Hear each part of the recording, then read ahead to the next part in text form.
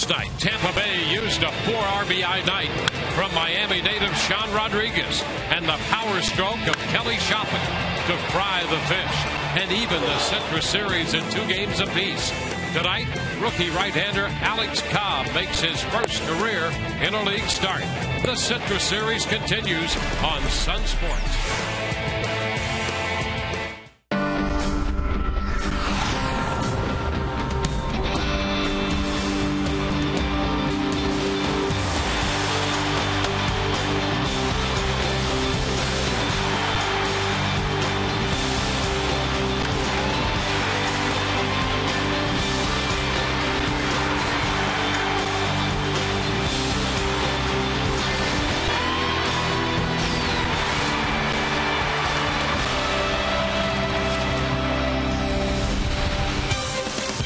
Tonight, the Citrus Series continues as we greet you from Tropicana Field.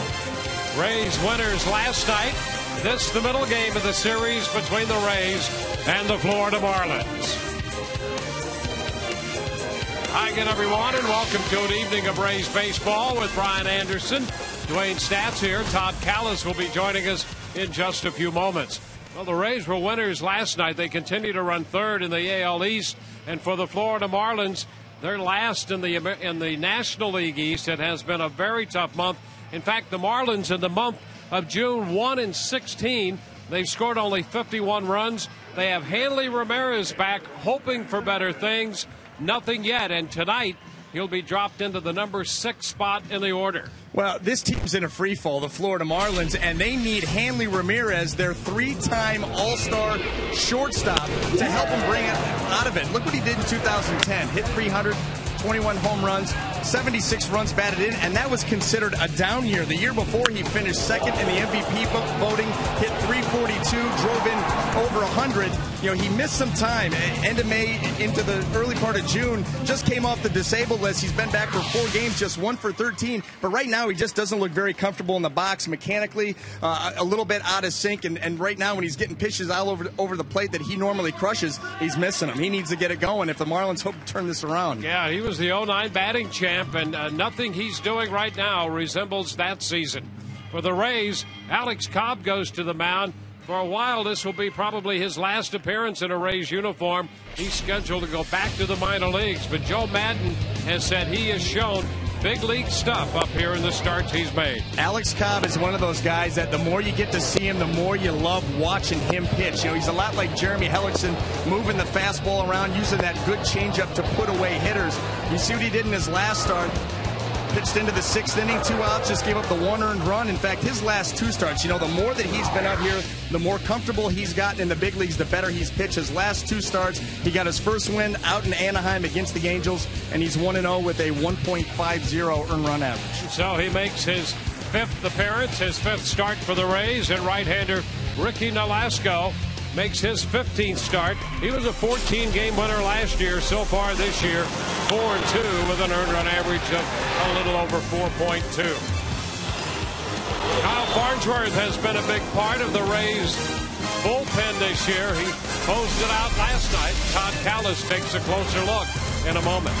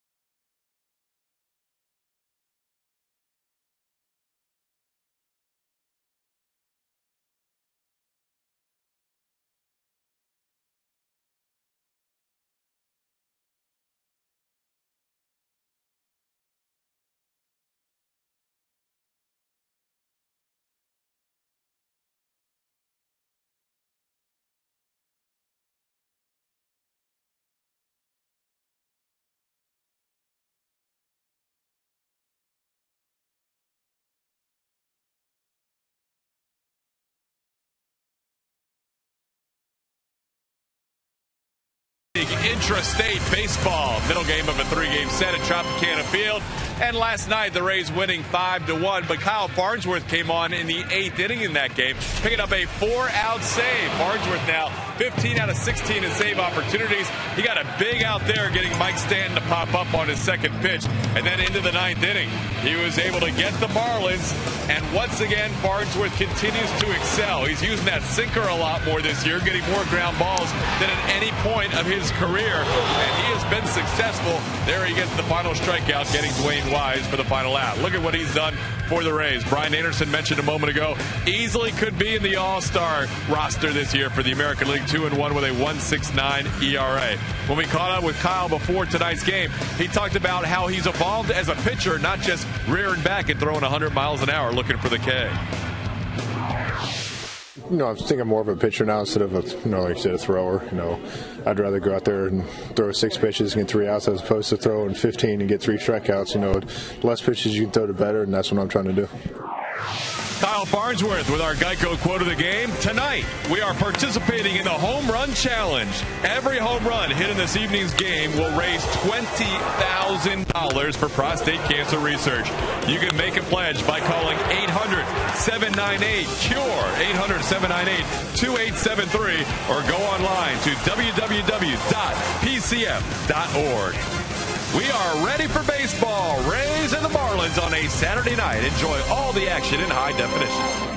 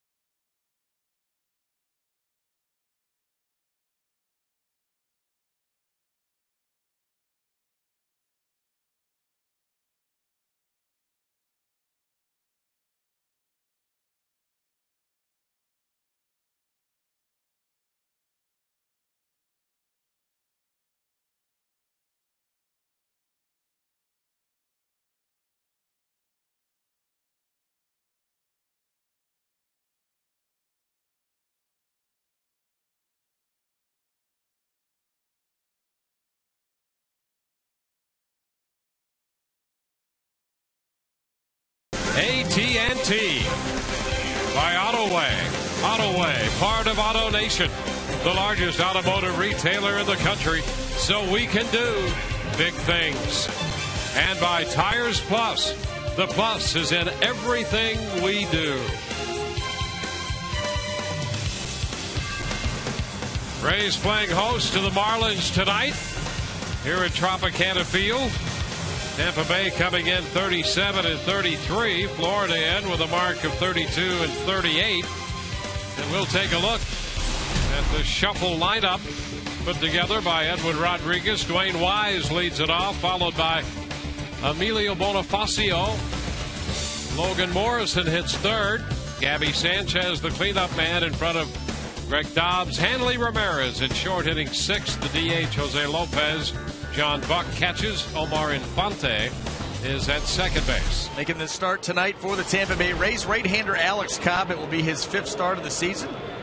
1-0 record that came 2 starts ago in Anaheim. 3.57 earned run average. And the first pitch of this game is a bit high. A fastball. Wise shortening on his bat a little bit, bringing Longoria in a step or so at third. There's a strike. It's 1-1.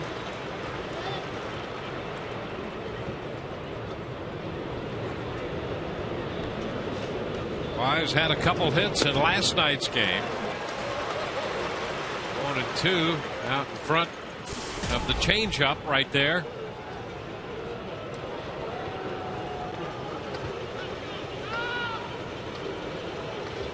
Wise had been playing in Las Vegas in the Toronto system. He had an out in that deal. Signed with the Marlins, spent a couple of games in New Orleans and joined their club. Was in the lineup, in the starting lineup in center field last night. Ground ball back to the hill. Comes tossed to Kochman. One away. Well, let's take a look at the Rays defense tonight. In the outfield, left to right, Sam Fuld, B.J. Upton, and Matt Joyce across the infield, third to first. Evan Longoria, Reed Brignac, Ben Zobrist, and Casey Kochman, John Jaso behind the plate. Tonight's Rays defense brought to you by Sweet Bay Supermarket, home of the Sweet Spot. Well, that brings up Emilio Bonifacio, hitting second. Switch hitter. He's in right field tonight. And he takes a pitch outside. One ball, no strikes. Bonifacio can play all over the place. He started in 6 different positions this year. The count is 1-1.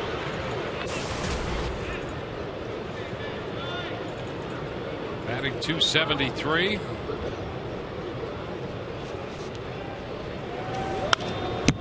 It's fouled back. 1-2. Oh, Emilio Bonifacio better be looking here for the changeup from Alex Cobb. Works with that fastball to get ahead. Occasional curveball. Loves the changeup with 2 strikes. Pitch away. Bonifacio takes it. 2-2. Marlins have lost 8 in a row. A tap foul up the right side out in front of another changeup. I'll tell you what, you look at the Rays staff, the starting pitchers as it's constituted right now. Alex Cobb, Jeremy Hellickson, James Shields, 3 of the better changeups that you will see. I mean, Shields is a true punch-out changeup. I think Alex Cobb has the potential to have a punch-out type changeup. Jeremy Hellickson, it's like a Bugs Bunny. And you know, the great thing about all 3 of those guys, they'll be very aggressive with that changeup. Yes. I mean, it could show up at any time. They almost look for situations where they can employ that pitch.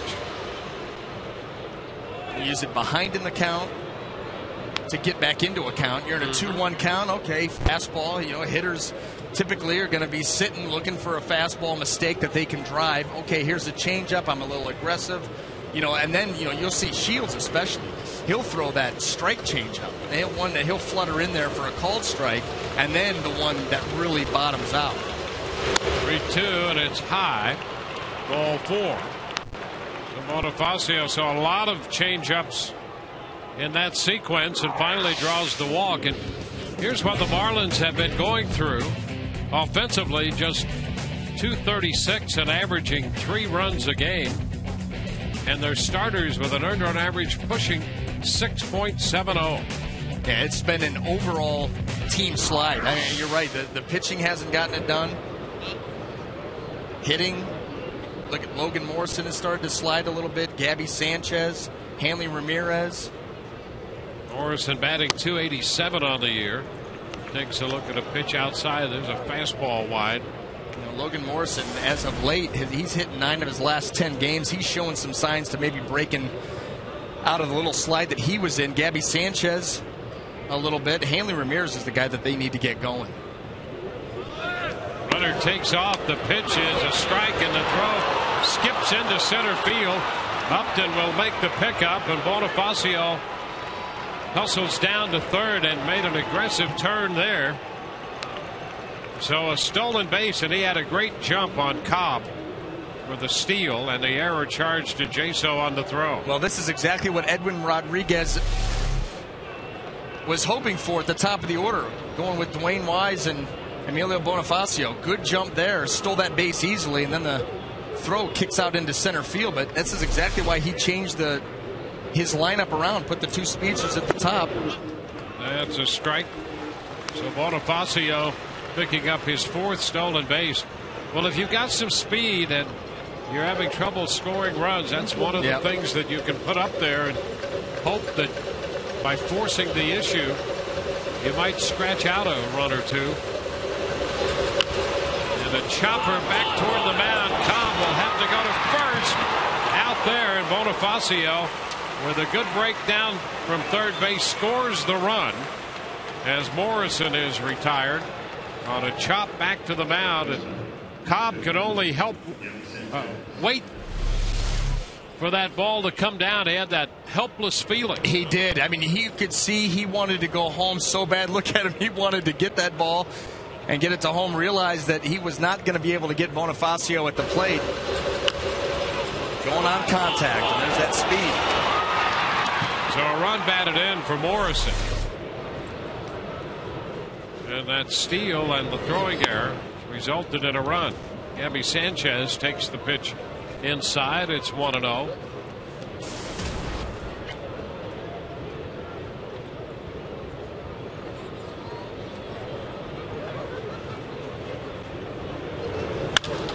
A shot toward the gap into left center field. That's going to be in there. Extra bases for Gabby Sanchez. A two-base hit. He jumped on a fastball. So Sanchez picks up his 18th double of the year. Gabby Sanchez, here's her checkers double of the game. Just a mistake fastball, caught a little bit too much plate. Head down, good swing. Boy, he hit that ball hard to get it out between fold and upped it out in center. That's going to make that run earned. And now Greg Dobbs becomes the hitter. Tripped over that loose pebble between first and second. He had two hits last night, too. This is a guy who's starting to heat up a little bit. Yeah, he's in the top 10, Sanchez, in the National League in hitting. And the pitch to Dobbs is a strike. And this guy, Dobbs, has been very good for the Marlins, splitting time primarily at third. He was in the lineup at first base last night, but seeing a lot of action against right-handed pitching. And he is hitting well. 0-2, a foul ball out of play.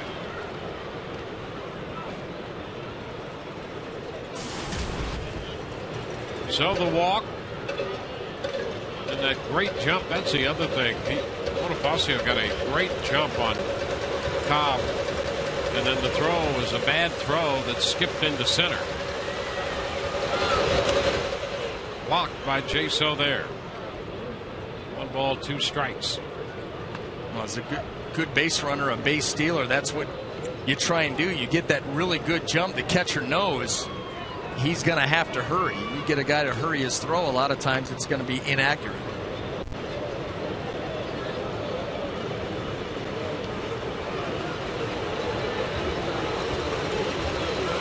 Cobb ahead in the count.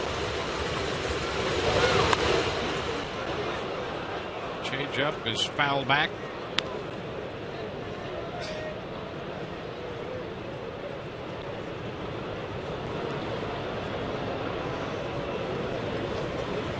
Dobbs hitting 5th in the lineup. Hanley Ramirez is on deck. Sanchez the runner.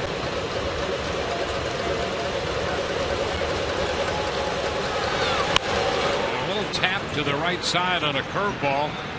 Zobrist makes the play. Marlins score 1 run, 1 hit, an error, a man left. Rays coming in to hit, down by a run.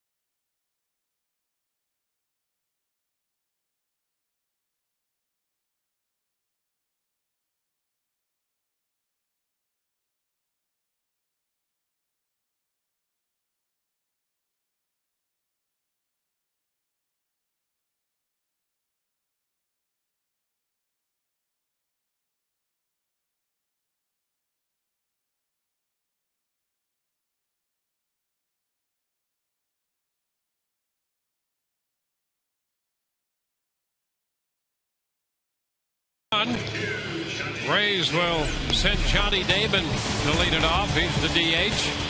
Ben Zobrist, and then Matt Joyce, Evan Longoria, Casey Constant, and B.J. Upton down the middle of the order, followed by three left-handed hitters, John Jaso, Sam Fuld, and Reed Brignac. Now the Florida Marlins will send right-hander Ricky Nolasco to the mound looking to rebound. It'll be his 15th start. He's coming off his shortest outing of the year. Last start against the Arizona Diamondbacks, he went 3 innings, gave up 8 hits, 9 runs, only 5 were earned. He'll be looking to bounce back tonight. Here's Johnny Damon. Shortens on the bat, and that first pitch is outside. The Rays got the 5-1 win into the books last night. And even the season series between these two clubs, and it even the homestand record at 2-2. Damon bounces one into the stands. The count is a ball and a strike.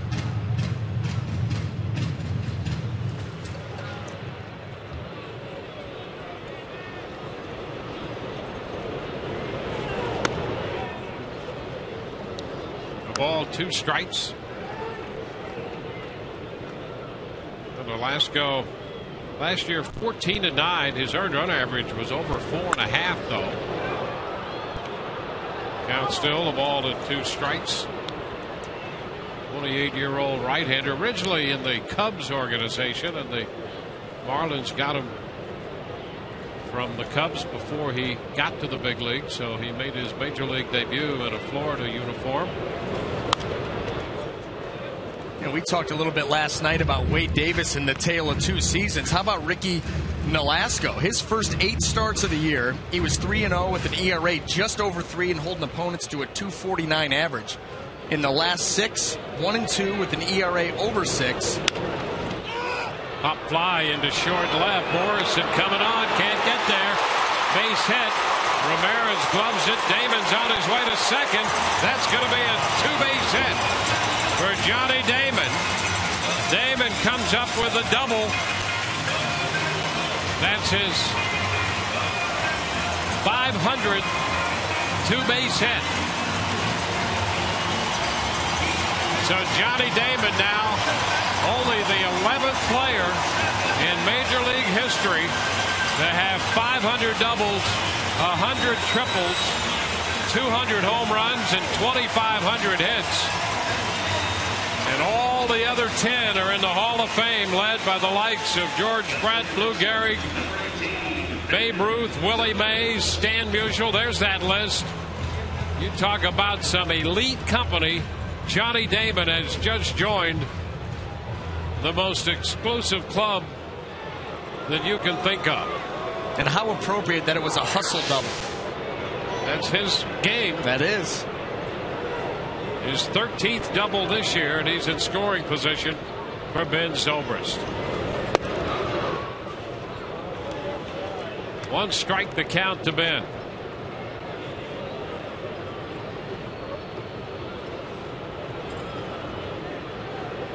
Damon also only 1 hit behind Jimmy Fox now on the all-time hit list. He's 73rd right now.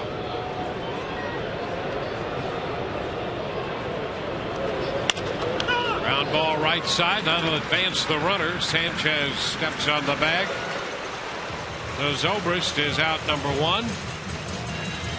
Another look at the double. 2,645 hits now. Hit the breaking ball and dropped it into left. That's it. He hit it in a perfect spot, and then watch this. He gets going, rounds first, hesitates, and then gone. There you go. They say when he was a kid at home, he used to chase cars down the street. He would race cars that would come by his house. That's good. It worked out. Tremendous speed. Interesting training regimen. Matt Joyce takes a breaking ball for a strike. It's like a dog. That's what dogs do. Well, he was so young, he didn't know what to do when he caught the car. Same thing as a dog. But he had great speed then, and always played up in terms of age group. He was way younger than most of the kids he played with, but he was the guy they always wanted on their team. You can't teach speed. Nope. 1-1 the count.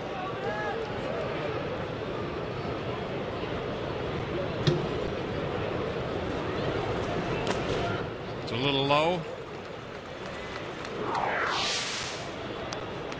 And in the pursuit of Double X, just one hit away from the Fox, Jimmy Fox. Chasing cars. Chasing Fox.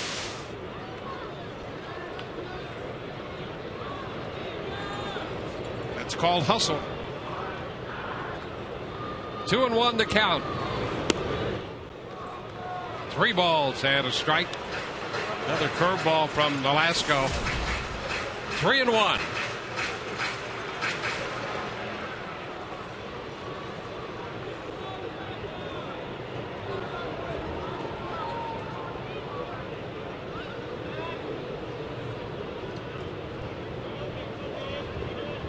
Velasco's delivery, and a fly ball hit back into right.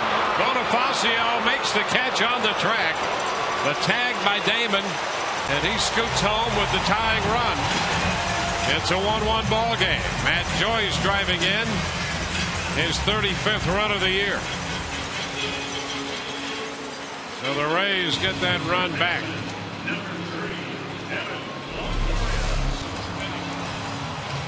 Well, this is exactly what the Rays needed. Matt Joyce looking for a base hit. If not, get the ball into the outfield, get Johnny Damon home. He actually hit that changeup pretty well for being out in front.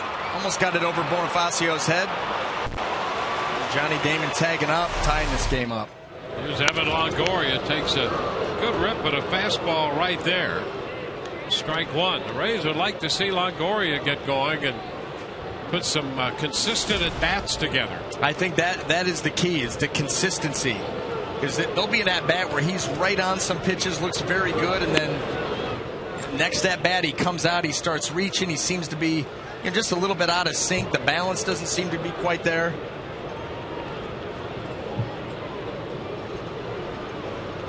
Now the 1-1. Foul ball back.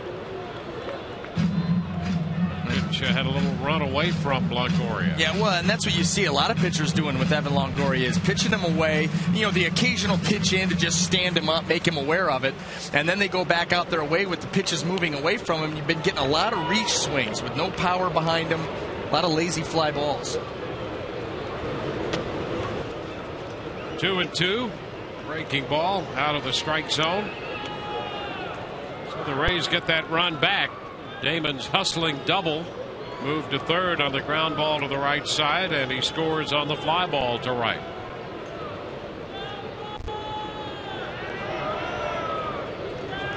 The 2-2. Do it again.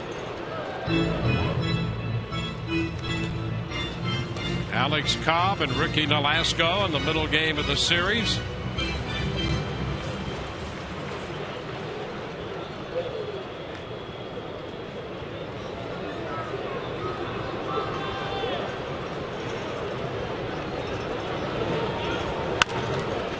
Foul outside of third.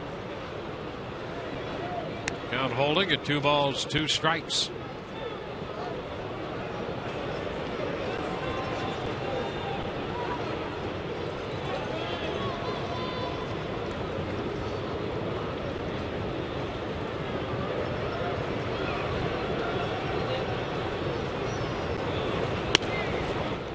It's wide. 3-2.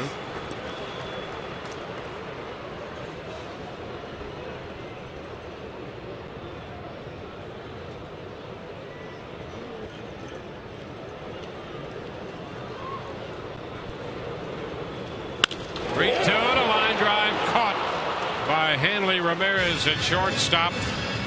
That retires the side, but Johnny Damon's 500th career double keyed the run for the Rays in the first inning as he scores to tie. And we go to the second. It's a 1-1 ball game.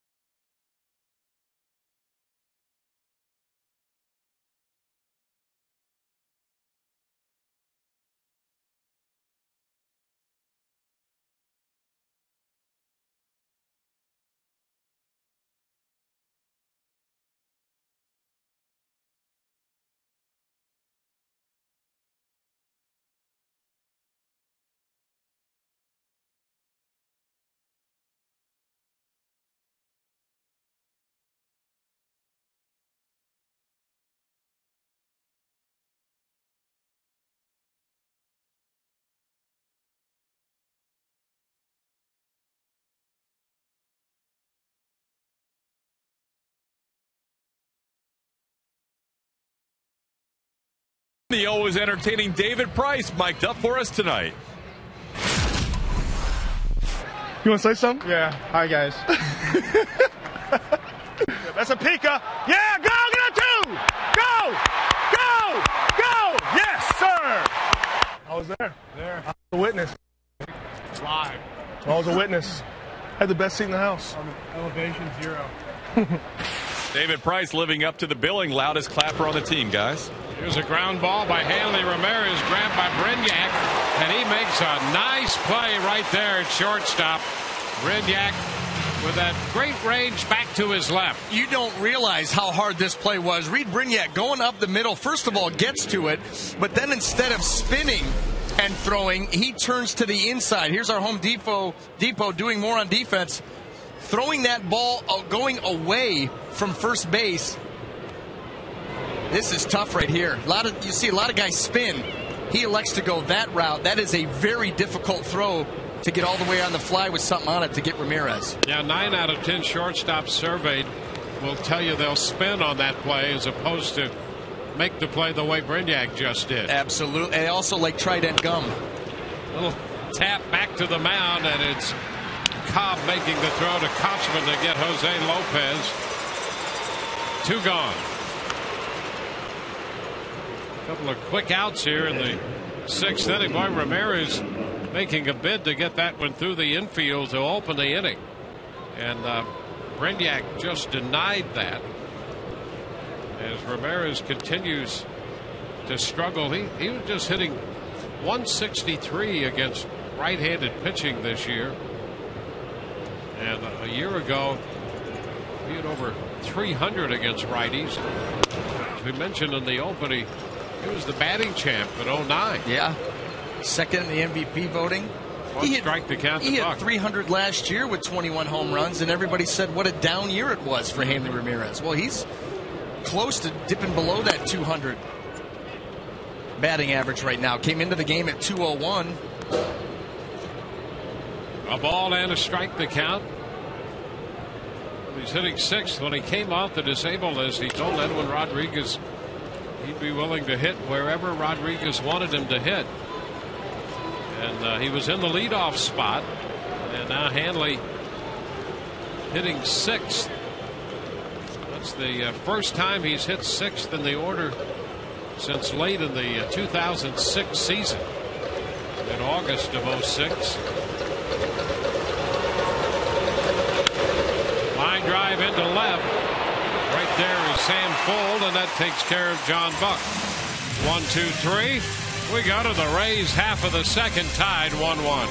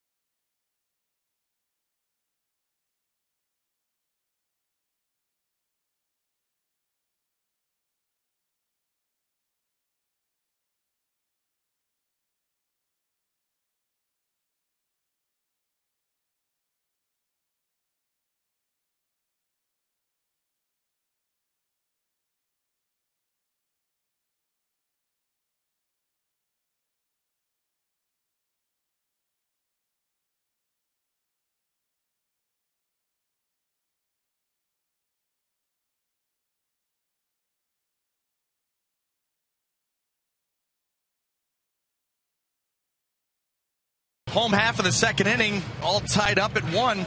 Well, tonight's Wago is available in Spanish via SAP, brought to you by Coventry Healthcare of Florida. Oh, Wago is Espanol. I knew one word. Here's Casey Kochman. Kochman hitting .333 to start the night. The pitch is low. Kochman, Upton, and then Jaso for the Rays. Tie game.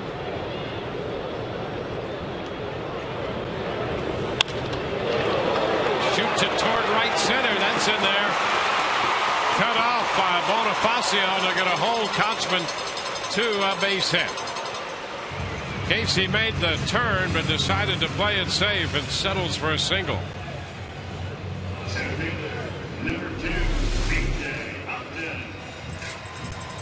This ball just kind of hangs up out over the plate. Kochman stays right on it. Good swing. That ball out into right center field, but Bonifacio was able to cut it off. Had thoughts about it.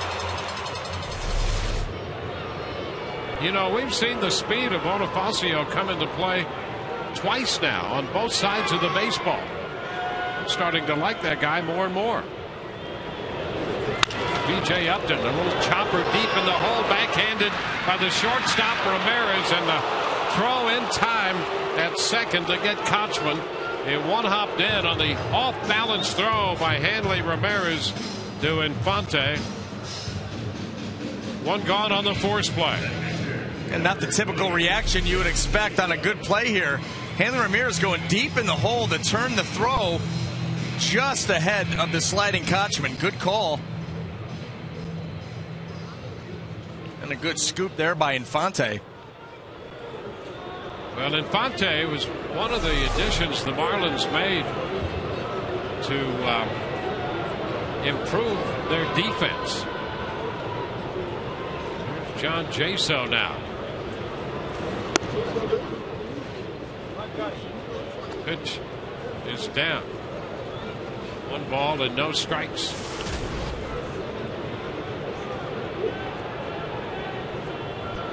1-0 the count. You know, Ramirez made a nice play on that ball hit by Upton, but I'm not sure he was all that comfortable making it. No, so he had the lower back issue that put him on the DL, and before he finally went on the foul ball, there were reports that he had talked about that back pain being some of the most severe pain that he'd ever felt.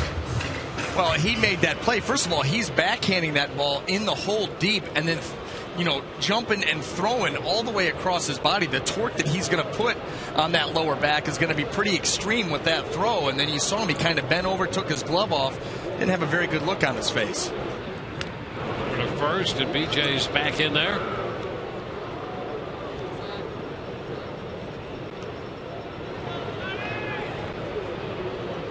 A 1-1 count.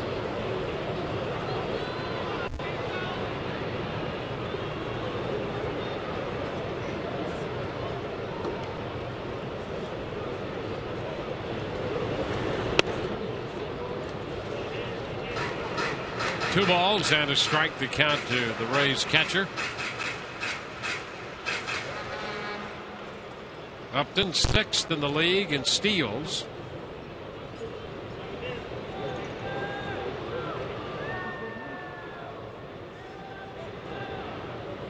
Let's go a long look.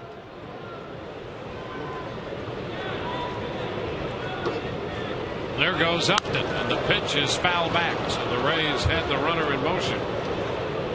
The count to Jaso goes to 2-2. Well, teams have been successful 6 out of 7 times against Ricky Nolasco. B.J. Upton, Rays' best base stealer.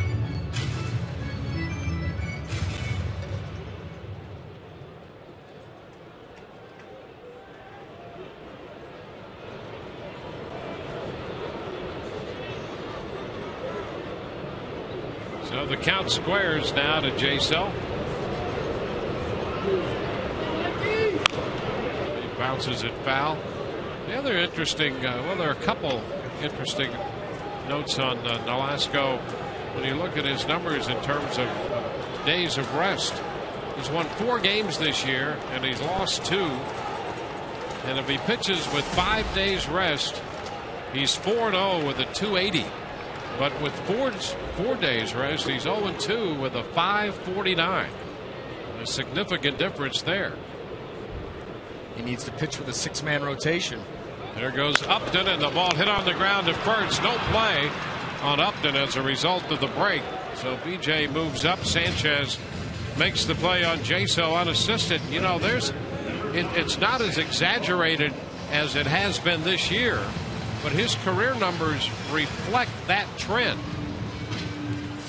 Now, that may be something that you have to, look at what am I doing in between starts? Because let's be honest here.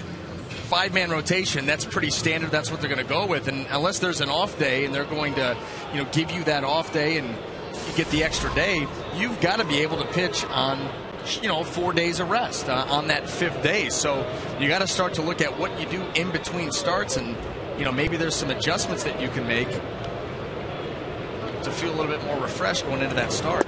Sam Fuld takes the first pitch for a strike. Because the numbers this year, that's a dramatic difference. Yeah, it's exaggerated this year beyond what it has been in the past. 280 to 549. And all the wins. Now, all of his wins are like that. Little soft liner in the center, base hit. Upton's going to head to the plate. The throw from Wise offline. The Rays lead. Fuld scampers into second. It's 2-1 Tampa Bay. Sam Fuld comes through with a base hit, scoring B.J. Upton. Well, Sam Fuld just reaching out here. This ball off the plate, working even farther off. Just sticks his hand out there. The Rays take the lead, and let's take David. Come on, Price BJ! and listen to him. Come on, B! Shoot, man! Yes, sir! Yeah!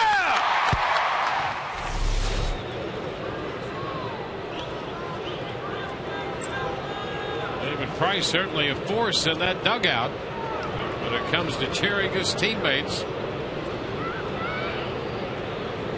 So a base hit by Fuld, the run batted in. He moves to second on the throw. And here's Brignac slicing one down into the left field corner. Fuld will score. Brignac in at second with a double.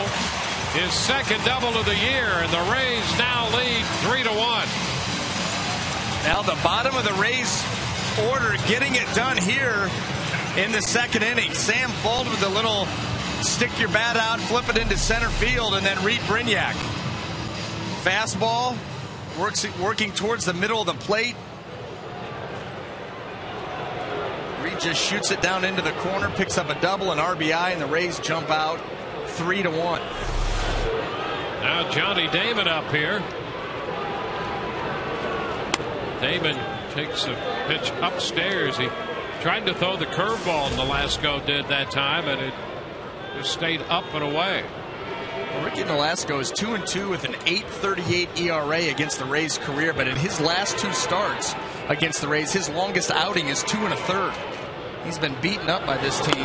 Swing and a miss, a fastball. Damon liked what he saw and missed it though. 1-1. Now that's the pitch where Johnny Damon will take his shot. Occasionally he'll try to really power a baseball, and he got one elevated out over the plate there and just came up short.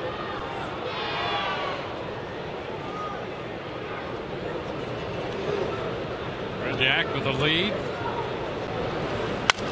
David hits a little ground ball to Infante at second with his flip to first. That takes care of the Rays, but they put up 2. Base hit by Fuld driving in a run. That gave the Rays a 2-1 lead. Then Brignac doubled him home. 3-1 Rays after 2.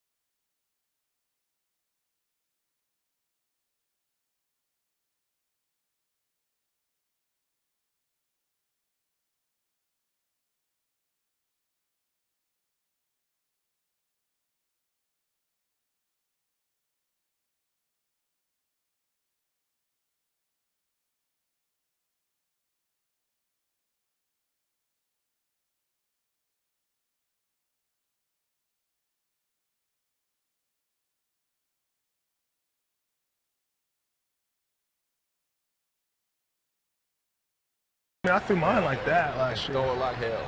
Yeah. See, mine was cut. Really? Are you throwing it still? But if I'm myself, I'll be predetermined I'm throwing a curveball, so I'm like, yeah. And I'll get it. I'll have a curveball grip, and I'll start crunching my toes. I'm like, stop. I want to do it like all my breaking stuff now. I just start crunching. I'm like, I'm right here, and I have to uncrunch them.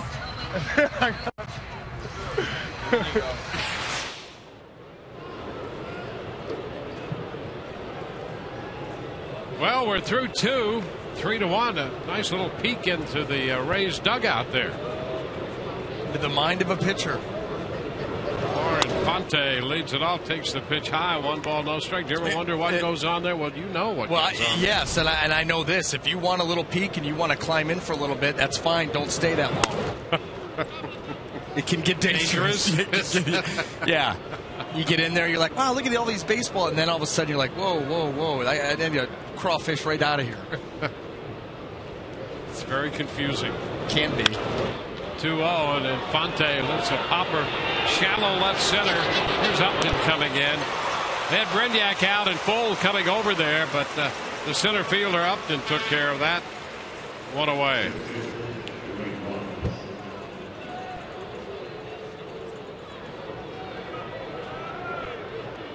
And here's Dwayne Wise, top of the order. Interesting to watch those pitchers and talk a little shop. That goes on quite a bit. You see a lot of guys sit down in there. It's a good time. You know, the 4 out of your 5 starters are going to be sitting down there. And there you see Joel Peralta with Shields before he heads down to the bullpen, either talking planes or pitching. 2 strikes to count to Wise.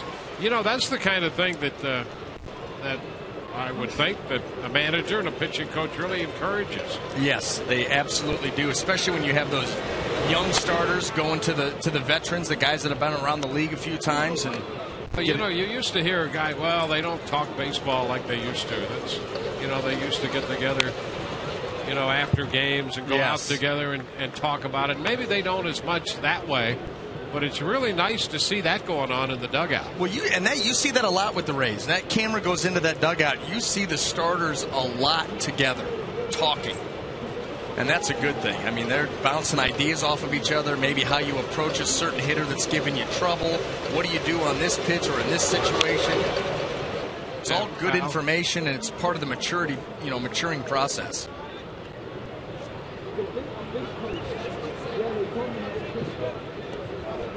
And then there's that the best way to hit a sunflower seed with an empty water bottle that we saw a moment ago. That also factors into the discussion. 1 hopper to second. Zobrist makes a nice play. That pitch got in on Wise, and he's out of there 4-3.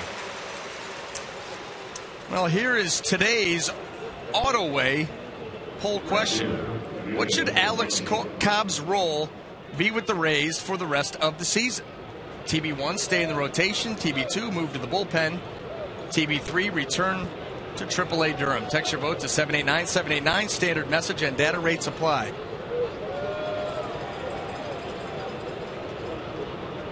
There's Emilio Bonifacio.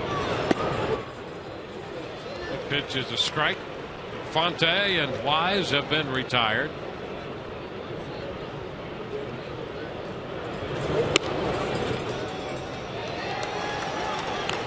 Strike 2. That picked up the edge. Tim McClellan is calling the balls and strikes, and you have to be patient with him. He takes his good old time to let you know if that's a ball or a strike. And that one, a ball. Especially on the strikeout. You can hear him in the batter's box. He'll let you know there, but then the actual call is delayed. Foul ball off the front of the visiting dugout.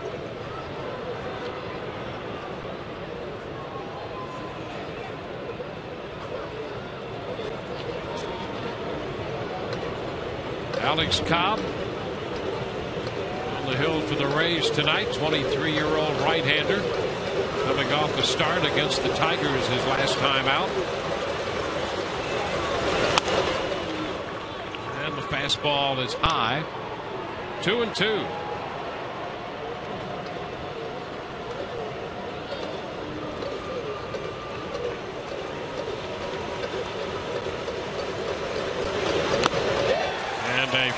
tip strikeout into the mitt of John Jaso. He strikes him out on the fastball. Bottom of the third coming, 3-1 Tampa Bay.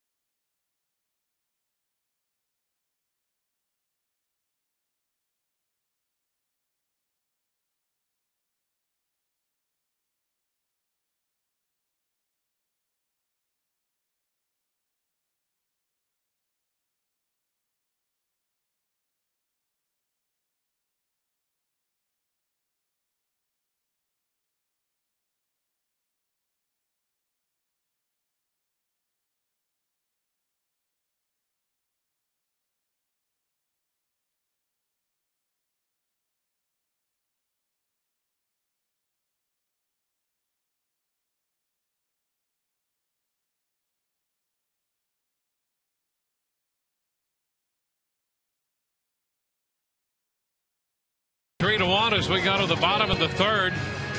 In the game tonight and all season, Tires Plus will donate $100 to the Pediatric Cancer Foundation for every Rays home run televised on Sun Sports and Fox Sports Florida. There's a lot of chirping going on in that Rays dugout tonight. Frankly, I was a little surprised to see so many people around Alex Cobb. Yeah, he's throwing the ball extremely well. Usually you leave the starting pitcher alone, but you're right. He had quite the audience. Of all those strikes that count to Zobrist. Except he was not the one doing the talking. Everybody else was. He was being polite about it, but, you know, you could understand if he didn't want anybody around him. Well, yeah, absolutely. You're the starting pitcher that day. You're thinking about your next inning. Now, right there, that's fine. Your catcher wants to come down. You talk about second time through the order. Absolutely. Anybody else, they get the blow off. Talk to you after the game. It's going to be a strike to Zobrist, and the count is 2-1. Unless the back of the jersey says Hickey or Madden. But other than that, everybody else, wait till about 10 o'clock. There's a base hit in the center field off the bat of Ben Zobrist. The Rays have their leadoff man on. Zobrist aboard for Matt Joyce. Now this is just a backdoor breaking ball that stays up in the zone. Ben Zobrist does a nice job taking it right back up the middle. Now Matt. Joyce lifted a fly ball into right to drive in the first run of the night for the Rays in the first inning. Fastball way upstairs, 1-0. Nolasco has a pretty good assortment. He'll throw that four-seamer up and also features the two-seamer at times and has both a slider and a curve and an occasional split. Change up on you, but not as much as he uses those other pitches.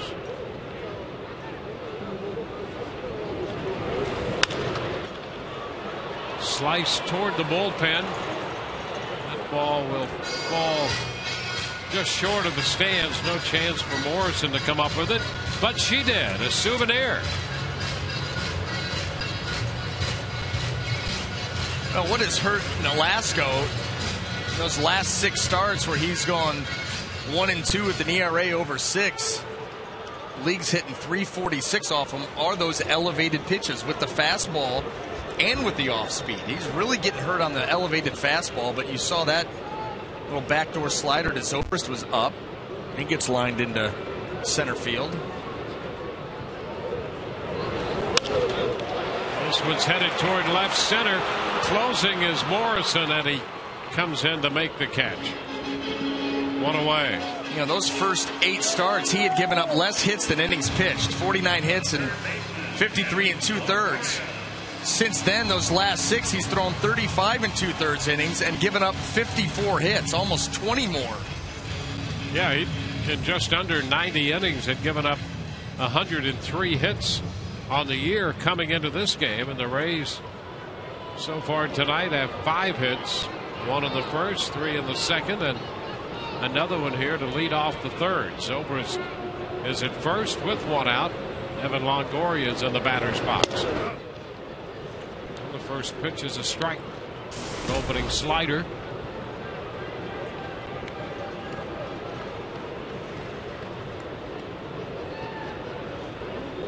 Yankees have beaten the Cubs. That's a 4-3 final. Brewers have a 3-2 lead on Boston in the top of the third at Fenway. The Brewers have hit 3 home runs off John Lester tonight. 3 solo home runs.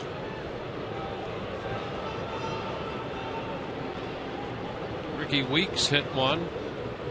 Weeks, Hart hit home runs. In fact, they were the first 2 hitters he faced. 1-1 the count to open that ball game. And George Kataris, the catcher, hit 1 in the third.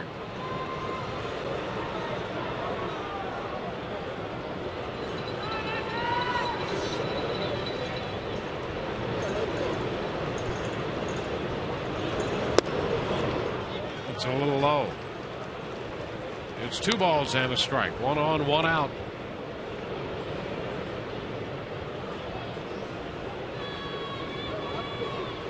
A.J. Burnett got the win for the Yankees, and Rivera picked up his 17th save. Carlos Pena hit a home run, his 11th of the year for the Cubs. 4-3 Yankees over Chicago at Wrigley Field. Zobrist returns to first, head first.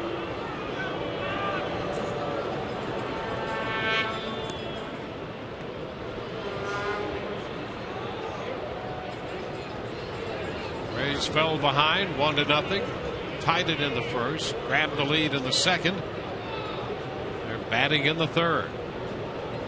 2-1 the count on Evan Longoria. Zobrist back in at first. A little bit of a flinch by Zobrist there. They probably had something going. Yeah, there was a little delay before he got back there, and that play was closer than it should have been given Ben Zobrist's lead. Not a huge lead.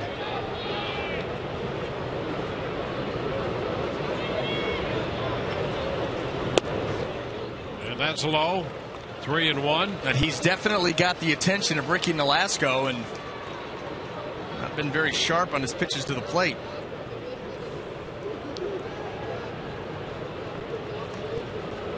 Sometimes that's all you need to do. Divide that pitcher's mind, get him thinking about you over at first base. The command starts to go south and the pitches to the plate, and you give your hitter a good count. Runner moves. Pitch is popped up. Right side, Infante out there after it. 2 outs with Zobrist back in at first base. Now this is just a reminder to look for the Miller Lite Taste Greatness moment later in tonight's game.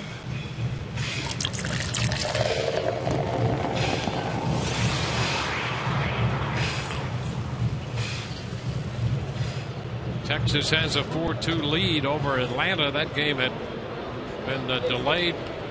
They picked up play in the top of the 6th. Los Andres, the shortstop for the Texas Rangers, stole home in that game in the 3rd inning. Casey Kochman reaching for a pitch. Strike one.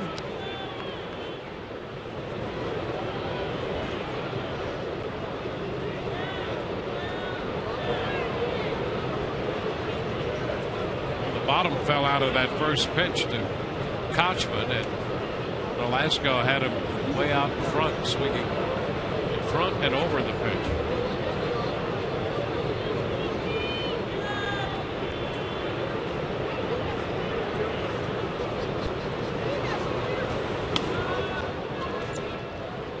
One and one. Kochman lined a single into right center field his first time.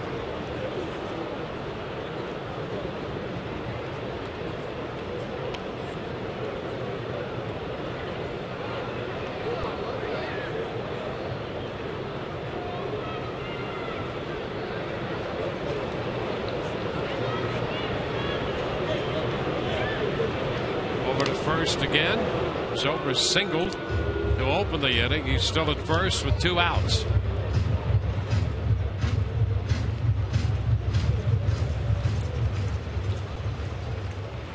The Rays have put the leadoff man aboard in all 3 innings so far tonight.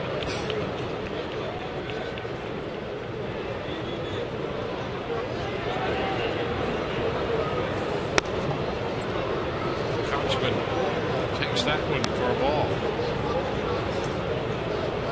2 and 1.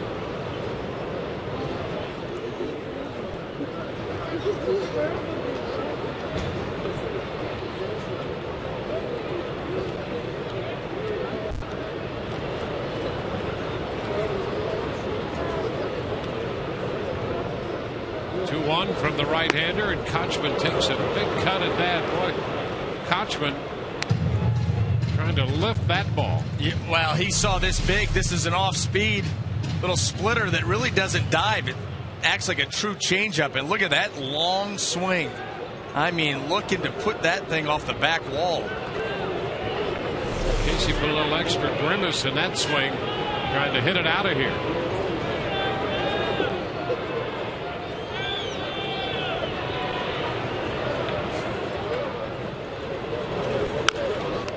Fouls it, coming in on him, and fouls it toward the dugout.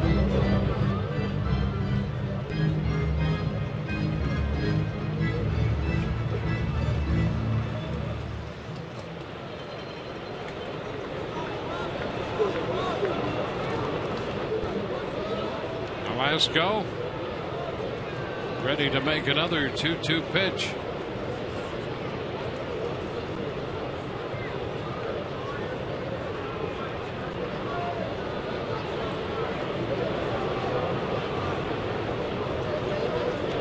The 2-2.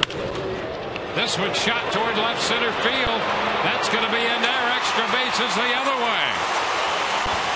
Zobrist on his way to the plate. It's a double for Kochman, and the Rays make it a 4-1 ball game.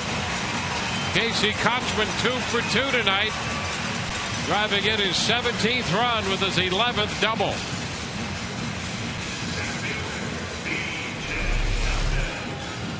Now you can see a backdoor breaking ball, how strong the wrists are of Kochman. He's just down there reaching, a little abbreviated swing. That ball just took off. Yeah. Oh, my God. Let's go, baby. Let's go. Wow. Yeah.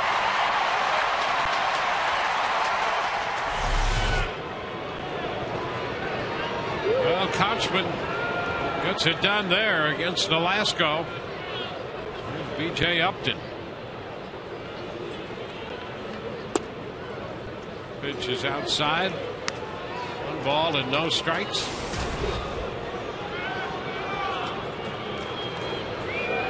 Well, Kochman continues to make contact on almost every pitch he approaches. And you look at the location of that pitch. I'm not sure how many hitters I've seen do that with that pitch. No. Make contact, yes. Drive it into the gap with authority? Yeah. Absolutely not. No. And that swing, I mean, he was out in front and didn't even really have a good follow-through on it. But he caught it just right.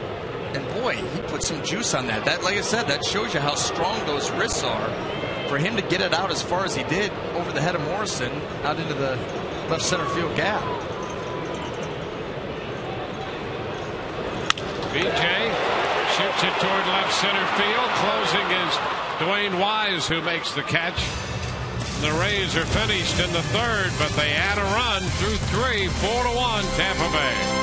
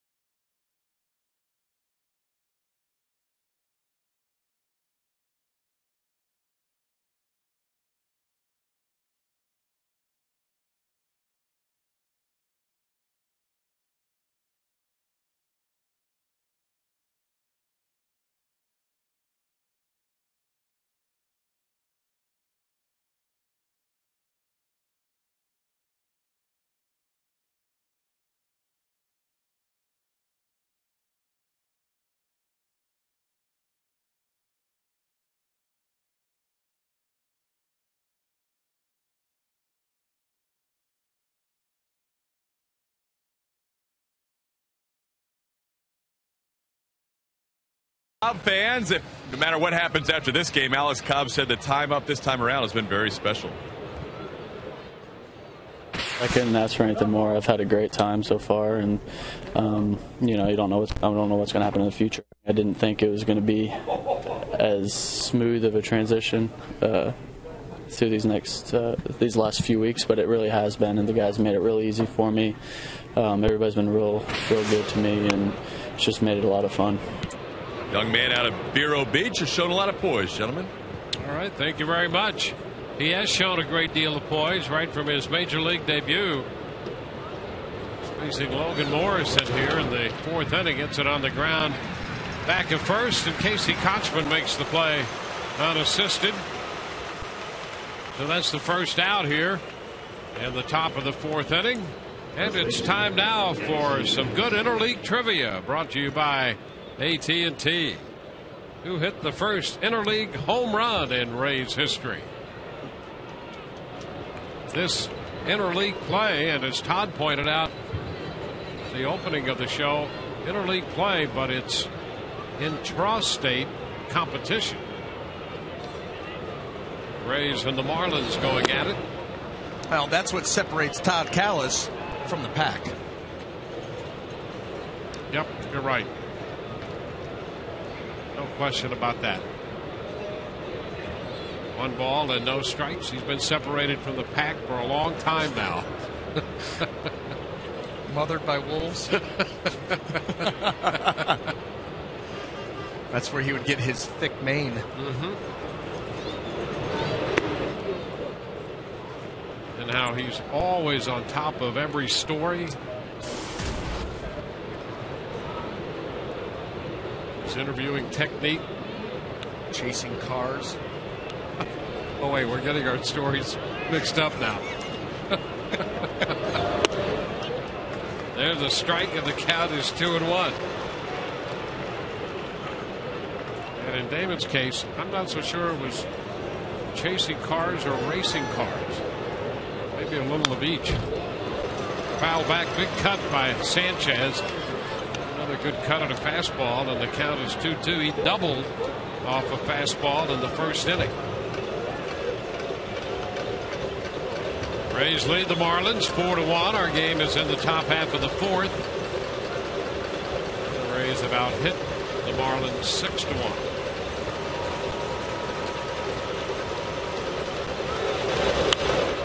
foul straight back, going to wind up in the upper deck. A good catch up there by a fan. Receives a nice ovation. It's a friendly crowd here.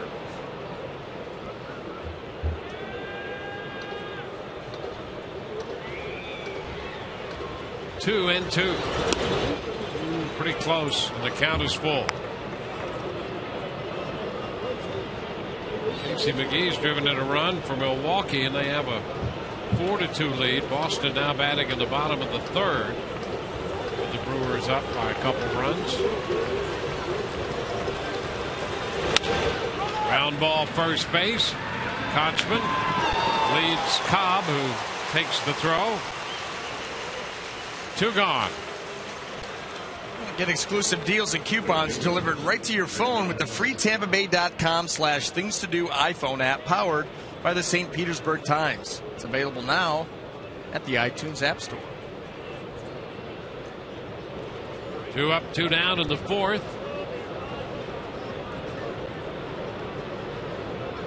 Greg Dobbs will be the hitter.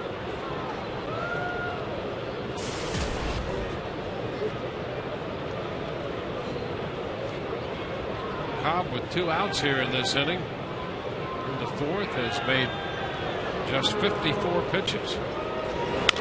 And a little tap right side. Kochman busy in the inning. Takes care of that one unassisted. Involved in all 3 of those outs. Kochman. Bottom of the fourth coming up. 4-1 Tampa Bay.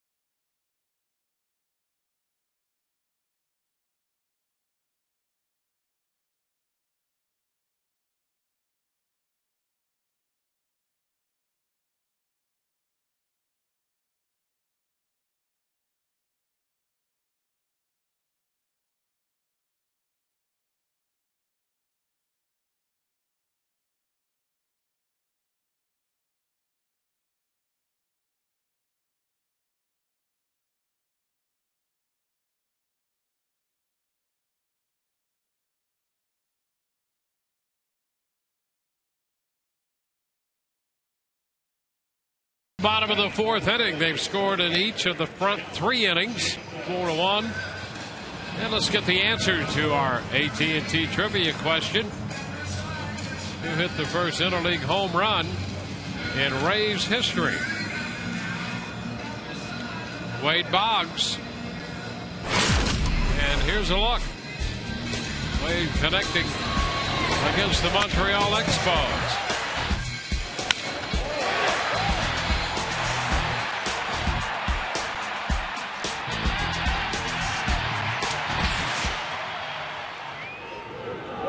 And how about that? All those years ago, and now today. John Jaso, fly ball to center, and Dwayne Wise handles it. 1 away.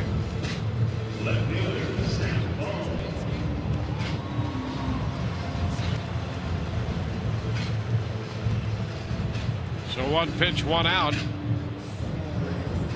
There's Sam Fuld.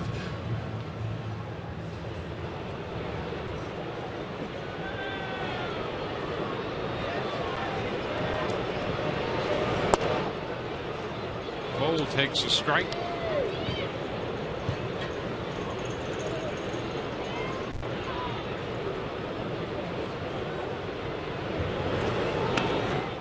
Sam takes a breaking pitch down and in.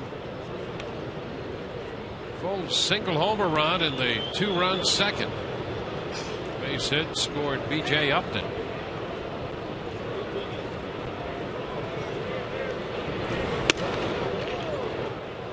Fastball misses, and the count is 2 balls and a strike.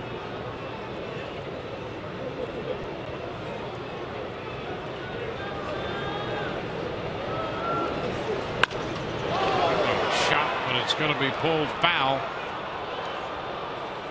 2-2.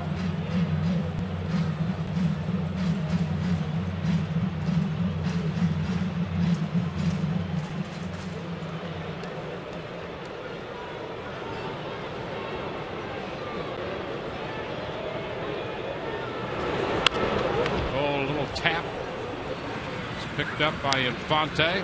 Infante to Sanchez. 2 gone. 2 up, 2 down here for the Rays, and Reed Brignac will get to the plate. Reed got into the act his first time up when he doubled up the left field line, and that scored a run.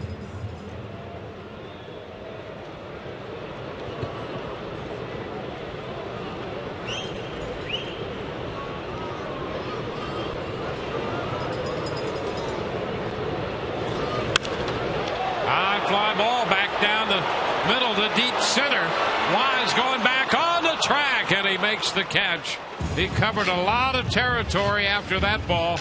Hit straight away center field, and he caught up with it on the warning track. Rays up and down 1-2-3. We go to the 5th. 4-1 Tampa Bay.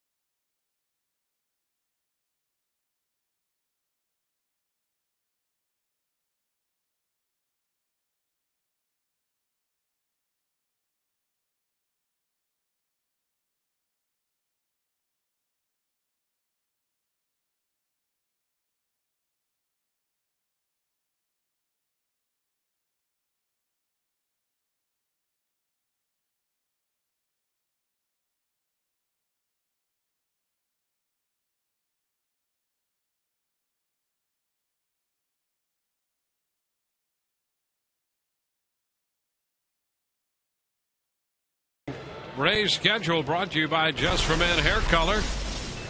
The Rays home again tomorrow against the Florida Marlins, and then more interleague baseball as the Rays hit the road, go to Milwaukee and Houston. Back home on the 27th against Cincinnati. The Cardinals also in on that following homestand. As we look forward to the upcoming Rays schedule, you can live forward with Just for Men Hair Color.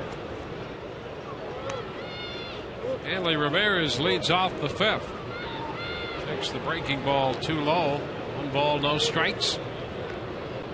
Edwin Rodriguez has Ramirez hitting out of the 6th spot in the order. Fouls it back. It's 1-1. Everyone you talk with about Ramirez, with the Marlins and people who aren't with their club, trying to figure him out. They say he's just not consistently swinging the way he did before. Well, he doesn't look like he's got very good balance in the box right now. The liner into right. Joyce has it sail over his head. One hops the wall, and Ramirez will turn and stop with a base hit. Snap throw back to first, and he's back in standing up. Brignac took the throw and whipped it over to Kochman. And Ramirez lines a single into right over the head of Joyce. Well, he looked pretty balanced here. He got a fastball that was up and away, and you see that swing. He gets that backspin, and that ball just kept carrying right over the head of Joyce.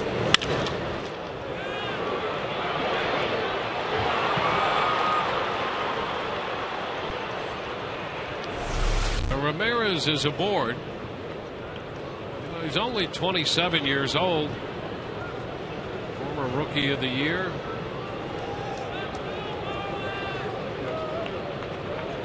Been a regular member of the National League All-Star team. Lopez fouls it back, strike one.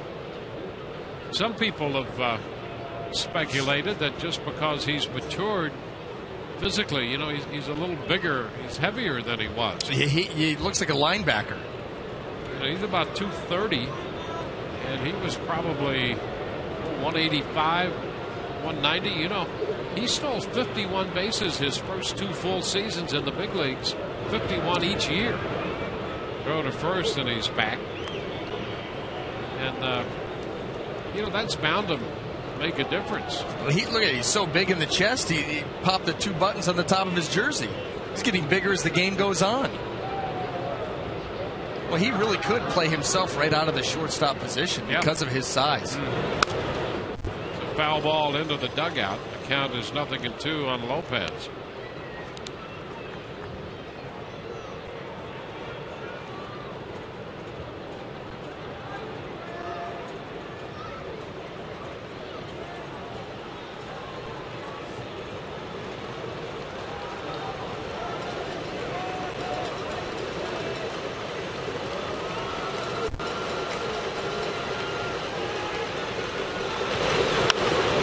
Count, a foul ball out of play right side.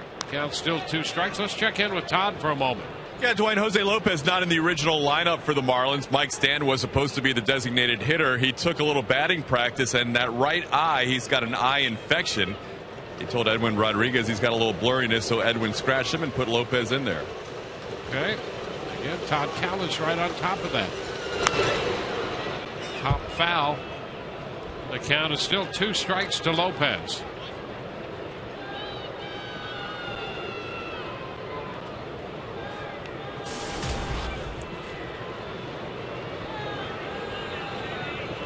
Alex Cobb on the hill for the Rays, making his 5th start.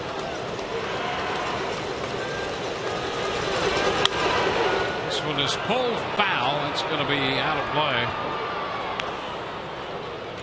Lopez around a little early on a change that was up.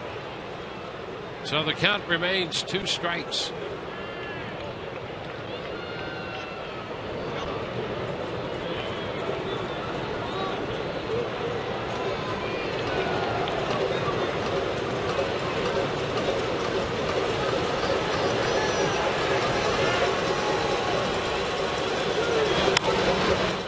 Hopper, short center. Zobrist out calling for it from second base, makes the catch. Throw back to first. You know, Ramirez was taking his time getting back to first with his back to the play. And Zobrist from that spot in the outfield thought it was worth it to take a shot at doubling him off. Well, they threw over there after he got his hit off the wall, and Joyce threw the ball back in, and Ben Zobrist sees that little. See his reaction. Make the catch. Speed up a little bit there to get back.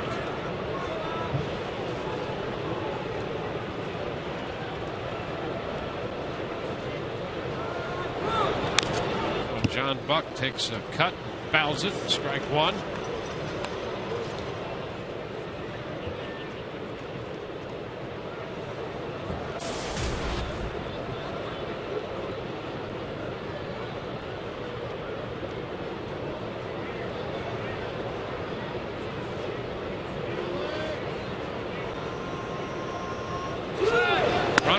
The pitch is high, and the throw is not going to be in time. A stolen base for Ramirez. It's his 12th stolen base of the year. No, he must have got a pretty good jump because this was a good pitch for Jaso to handle. Look at that. I mean, that's almost like a pitch out. And he got in there pretty easily.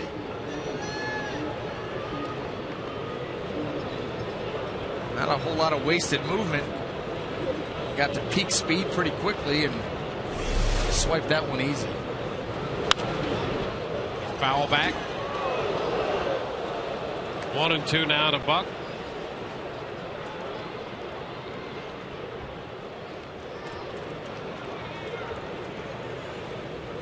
The base hit by Ramirez, the second hit of the night, given up by Alex Cobb.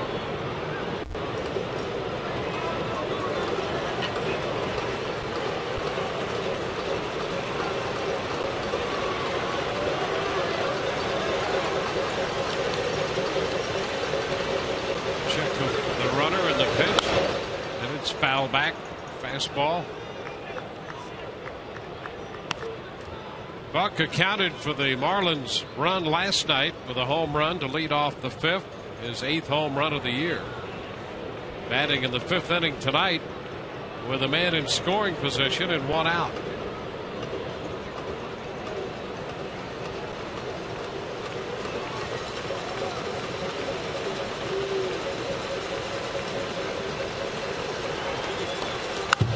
And he pops him up. On the left side of the infield, that's Longoria making the call. 2 outs. You know, here's a number that's been overlooked. We know the Rays pitching has been good all year. They're 5th overall in the league in earned run average. But, you know, they've held the opposition to a 236 average. And closest to them would be Seattle at 240, so that's a nice little spread there. I take that back. Boston's at 239 and then Seattle at 240. But boy, the Rays pitching staff has just consistently been good. Well, that includes Alex Cobb. And Alex Cobb, the more comfortable that he's gotten, you know, he had that start against the Angels on May the 1st. He gave up 4 earned runs in 4 1/3 innings, went back down to Durham. I think he gave up 1 run down there in a month, came back up on the 31st, and since then he's just gotten better and better each time out. Picked up his first major league win. Fonte takes that pitch in there. But you're right. On a nightly basis, when the Rays they run out their starting pitcher, you've got a real good chance to see a well-pitched game. I mean, Shields, Hellickson, Price, Davis, Cobb, Neiman's coming back. I mean, there's a chance that one of those pitchers can take over a game at any given time, and that number proves it. Pitch is a strike. Curveball. That was dirty. That was a good curveball right there. Omar Infante buckled a little bit. That pitch sweep all the way across the plate. 1-2.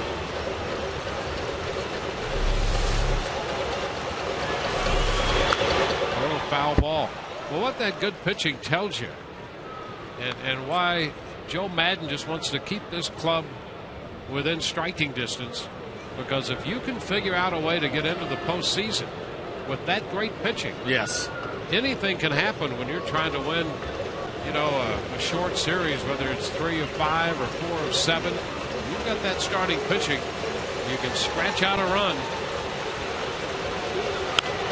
And the other thing that you have, if you are able to get into October, you've got 2 guys at the top of the rotation that can be overpowering. Yep. You know, David Price, James Shields are capable on any night of going out and striking out 12 or 13 guys. So that's why, you know, the club right now is running third, 5.5 back. And Joe Madden was talking about those comments we've heard about realignment. Foul ball, and one of them had 2 15-team leagues with the top 5 qualifying for the postseason, and he said he'd love that. He said he thinks that'd give the Rays a great shot to get into the postseason. And now, whether you win the division as they did last year or grab a wild card. They're trying to get into the postseason and use this strong pitching to compete in the postseason. 2 balls, 2 strikes. So that's the thinking of Joe Madden and the Rays organization right now. They try to be as creative as they can with scoring runs. Foul ball back. Count still 2-2 to Infante. That will be the challenge all season long. And that's why when you see guys like Justin Ruggiano get on the little streak that he was on, Joe's going to run him out there every day until you have a couple of slow down games in a row, and then now maybe we go back to the matchups. But he's going to ride the hot hand. 2 balls, 2 strikes.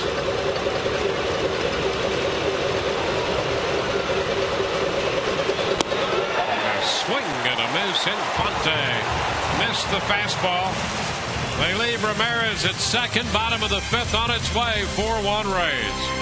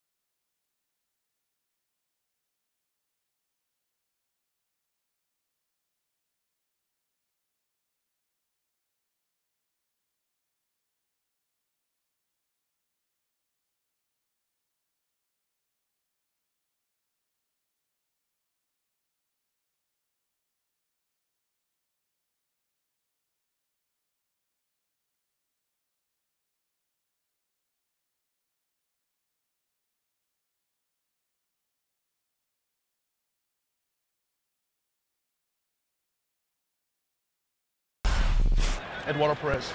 He's the best in the game at it. Watch him call. He just called his pitches to me. Watch Eduardo Perez. He's going to start calling Cobb's pitches. Oh, me and Shields, remember last year in Boston? We were seeing how many pieces of gum we could put in our mouth? 25. Yeah. That's like 25 pieces of gum in my mouth in Boston. Where, cuz? That's a wide range of topics right there as we go to the bottom of the 5th. Johnny Damon takes the first pitch for a strike. Johnny doubled and scored in the first. His 500th career double. He bounces this one foul. 0-2. Even big leaguers get tapped out. I'm talking baseball and pitching all the time. You got to go to gum and. Yeah, but how about that? He goes from whether Eduardo Perez, the Marlins' new hitting coach, is going to call all of the pitches that Alex Cobb is throwing. A pretty serious topic in a baseball game. Right. And then right after that, how many pieces of bubble gum can you get in your mouth? There's a line drive and a base hit into center field for Johnny Damon. He'll make the turn and hang on there. And so Damon is 2 for 3, and Johnny Damon has caught that fox. He's even with Jimmy Fox now on the all-time hit list. 2,646. Gonna eat well tonight. He is in some exclusive company right now. Catching Jimmy Fox. Caught 10 Hall of Famers with that double in the first. I'll tell you, there aren't many players who are joining that group of now 11. The pitch to Ben Zobrist is away. A ball, no strikes. Damon coming up with the double his first time up and joining that group of Hall of Famers with 500 doubles, 100 triples, 200 homers, and 2,500 hits. The closest would be, and Rick Odioso, our statistician, did some in-depth checking, and I guess Derek Jeter would be the closest, and he needs 23 doubles and 38 more triples.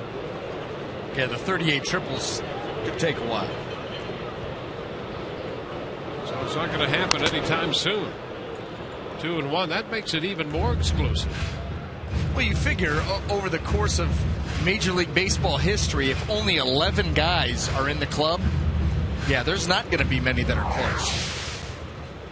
Look at that.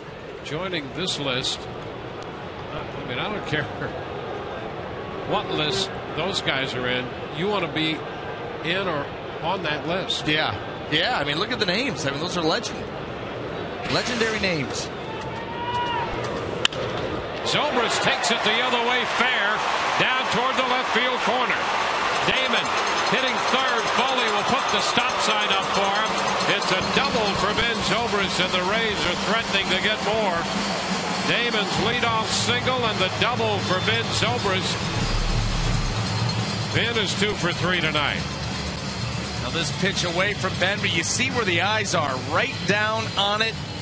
He lines that ball hard, skips it down into the corner. Rays with another threat here, second and third with nobody out.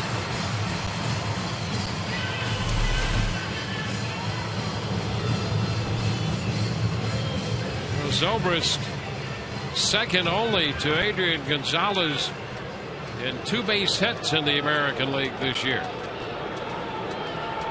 Now Matt Joyce. It's 4-1 Rays, and they have a chance for a couple more here with nobody out. Infield up, and Joyce takes that one for a strike.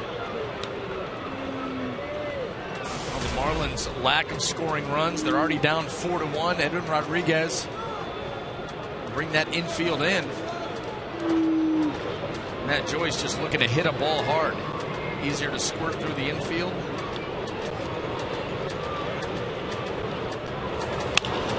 And he lifts it into center field. Wise is there getting behind it to make the catch, and the throw will be toward third. Damon scores, and the Rays have their 5th run of the night. Joyce, with his 2nd sacrifice fly of the night, drives in Damon from third base. 5-1 Tampa Bay.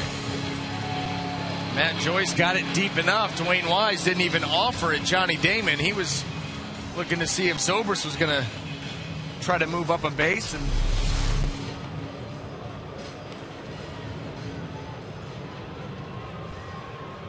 see Dwayne Wise here not even going to make an attempt.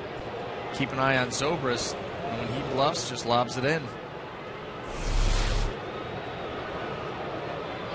An RB opportunity for Evan Longoria. He's lined to short, is popped to second.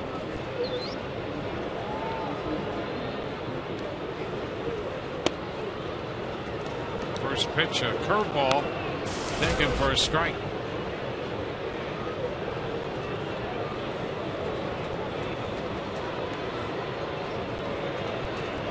Ryan Sanchez throwing in the bullpen for the Marlins.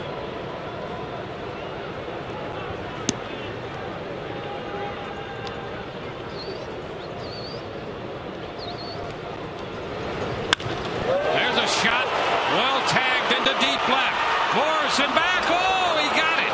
Morrison, just a step from the wall, made the grab before bumping into that fence out there and hanging on. Well, that had extra bases written all over it. And Logan Morrison made a great grab. Wow, what a frustrating at-bat there for Evan Longoria. Stayed right on this slider, drove it, didn't think there was any way Morrison was going to get to this. How about that catch? Flashed the late leather before crashing into the wall. Nice play. Now Casey Kochman's going to be given the intentional walk. Casey already 2 for 2 tonight. So With first base open, they're not even going to pitch to him. With the right-handed bat of Upton on deck. Konchman singled in the second, and he doubled in a run in the third.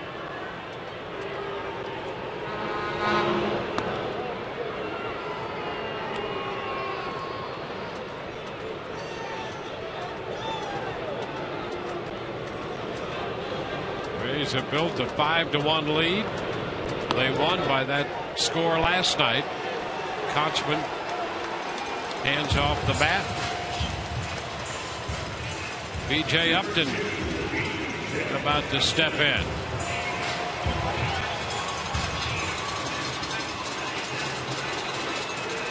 Richie Nolasco coming off that 9-run outing, 5 earned in 3 innings against Arizona, has given up 5 runs tonight. The Rays have scored in every inning except the 4th.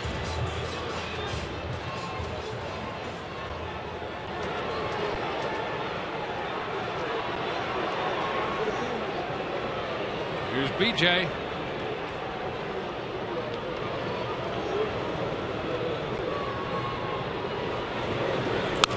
Takes a good cut at a fastball and fouls it back. Strike 1.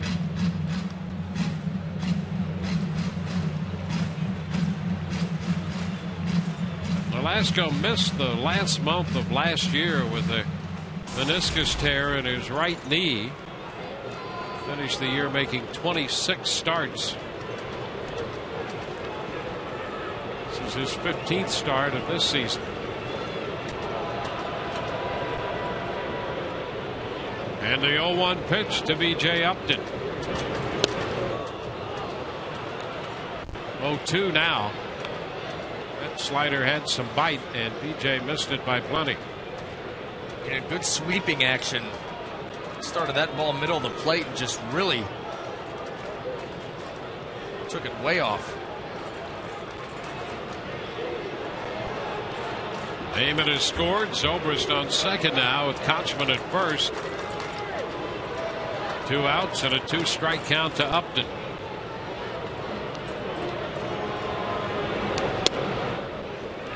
Tried the slider again. 1 ball, 2 strikes. Upton read it early and laid off.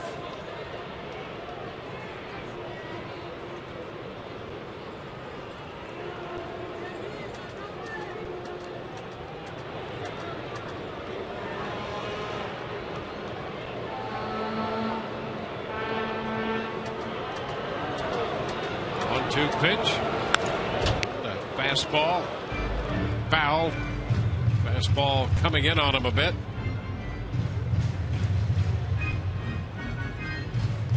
B.J. Upton trying to add to the Rays' lead. Right now, hitting from behind in the count. A lot of times, a couple sliders away, you come with that fastball in to set up that slider. You're going to try to go back out away and strike him out with. B.J. 1 out of 9 lifetime against Nolasco. This one well off the plate. The slider again, and you can see Buck shifting to block that pitch. And again, that first slider he threw him was very, very good. The others were readable by Upton. Yeah, and you don't want to go, John Buck didn't want to have him go out there 3 in a row. So you throw the second one, he reads it. Okay, you know what? Let's get back on the fastball, get that good arm speed going, and let's bring it close to him. Maybe we freeze him inside with it. Okay, he fouls it off. Now let's go right back out there to the slider, and that one got yanked early by Nolasco. That was a ball right out of the hand. So now after the conversation on that 2-2 count, Nolasco makes the pitch, and it's lined into left, but it's going to stay up and caught by Morrison. Rays settle for a run. They leave 2, and they lead 5-1.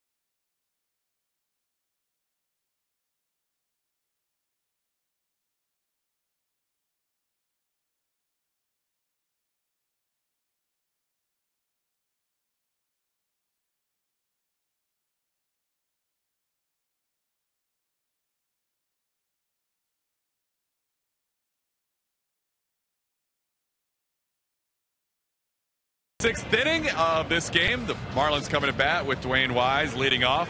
Now we are joined here by a couple of the Rays' wives. We have Nicole Johnson, Elliot Johnson's wife to my left. We have Caitlin Davis, Wade's wife to my right. And Caitlin, you guys have a big event coming up. Tell us about Rays on the Runway. We do. Rays on the Runway is June 29th. It's a Wednesday. There's a day game, and then we're all getting dolled up and going over to the Tampa Museum of Art. It's $100 to get in, $60 for kids under 12. And it benefits the Children's Dream Fund, and it's going to be a really good time. And the guys, it's a really unique opportunity for fans to just hang out with the guys and have a beer and just chill, and then watch us make fools of ourselves on the runway. Children'sDreamFund.org is the website to get more information. The neat thing is you mentioned it's a Wednesday, and then there's an off day the next day, so the guys can have a lot of fun and show some sides, you know, that you don't normally see on the baseball field. Guess who picked that date? We're all over that. Yes, I was. Off day the next day. We're going to have a great time, and all the fans should come out. It's going to sell out fast, though. So, Children'sDreamFund.org. Children'sDreamFund.org, and again, it's $100 for adults, for children 12 and under, $50. Saks Fifth Avenue is doing the fashions now. Alex Cobb deals here, and the count is 2-2 to Dwayne Wise. Today, you guys had a little softball game. That's why you're wearing your Rays jersey. You took on the Marlins' Wise, huh? But they played some pretty good defense. You played very good defense, by the way. Wise hits one to right field, and Joyce is going to make the play. You were the MVP of the Rays team, I think. That's right? Yeah, they were raking, those Marlins wives. I mean, there was one homer, a couple in the outfield that just went to the fence, but we had a great time. I had some lucky catches. Lucky? It was luck. You were styling. Who do you think taught Wade Davis how to pitch? Wow, that's all you? It's all here. It's all here. So Wade, all the success from Wade is deserved because of your prowess on the baseball. Absolutely not. No. Oh, good job today. Seriously, Caitlin, good job. Hey, the Wives had a good time today playing softball. They'll be on the runway for the Rays Wives fashion show, Rays on the Runway. And final thing, you have you want to challenge another Wives team next year, maybe? We're playing the Yankees next year. Yankees. There it is, guys. Gauntlet is set down. The Yankees next year. Back to you. All right. Amelia Bonifacio shortened as if to bunt that first time and took the pitch for a strike. The count is now 1-1. Well, again, Todd Callis covered that situation completely. Fly ball back into left. Full backing up. Sam is right there and makes the catch. 2 gone.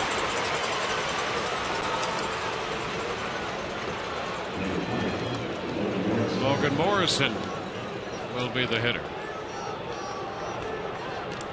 Morrison with a run with a big chop out in front of the plate in the first inning. Scored the first run of the game, and the Rays have come back with 5 unanswered runs since then, holding a 5-1 lead.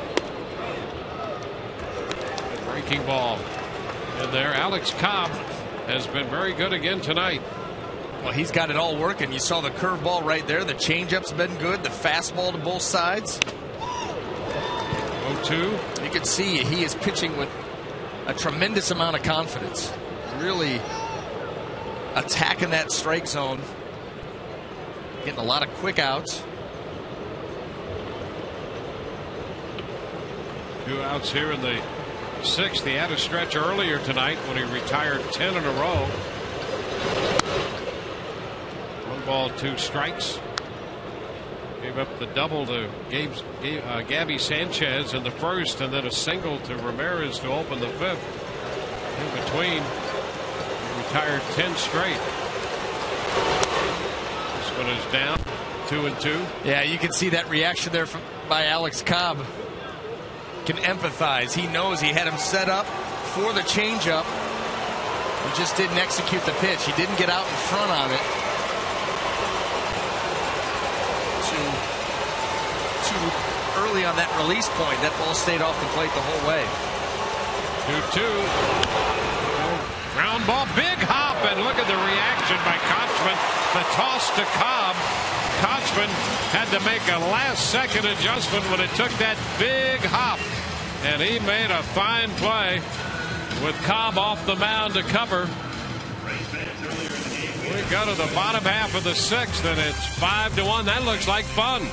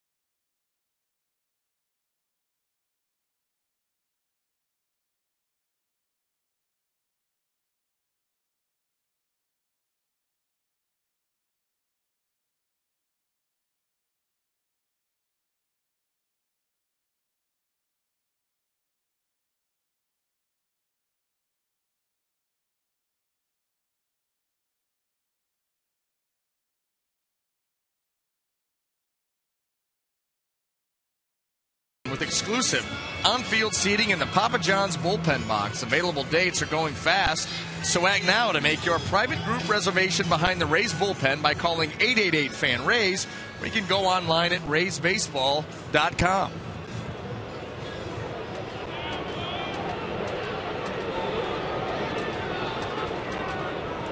Rays coming into bat in the bottom of the 6th inning, and they hold a 5-1 lead.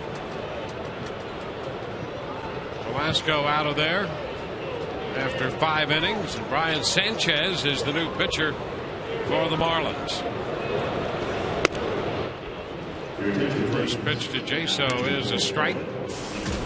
The Rays taking a look at this right-hander. Sanchez with good stuff and good numbers to go with that good stuff. It translates.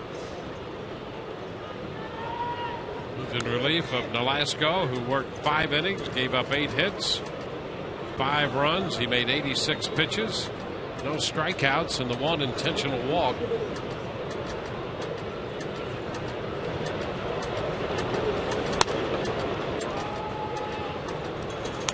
Two and one.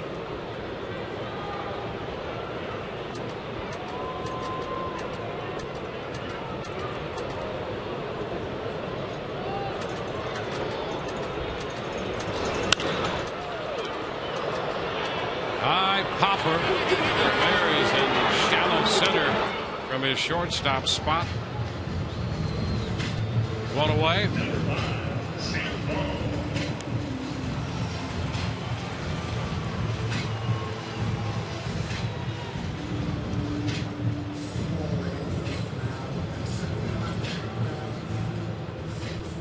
There's Sam Fold.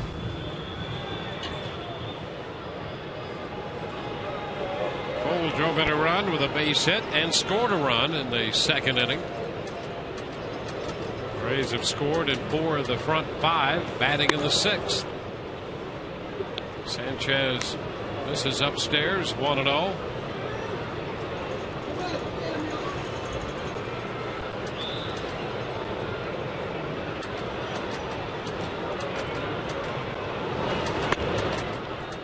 A little bit away. 2-0.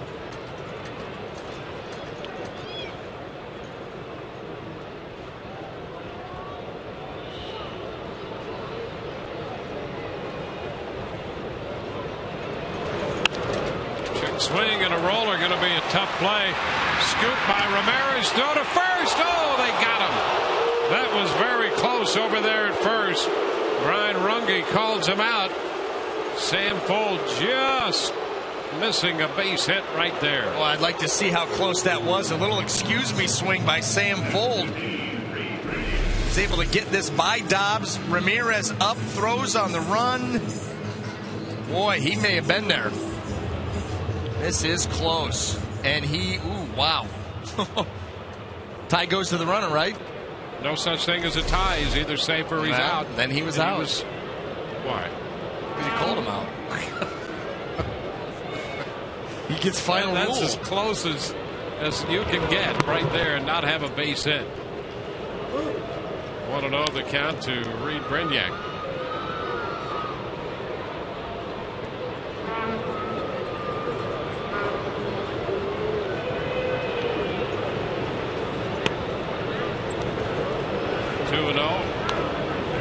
Deserve another look.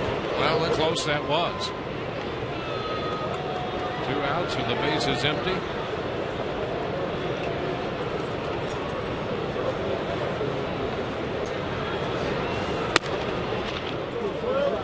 Three and 0 to Brignac. Or not. Maybe.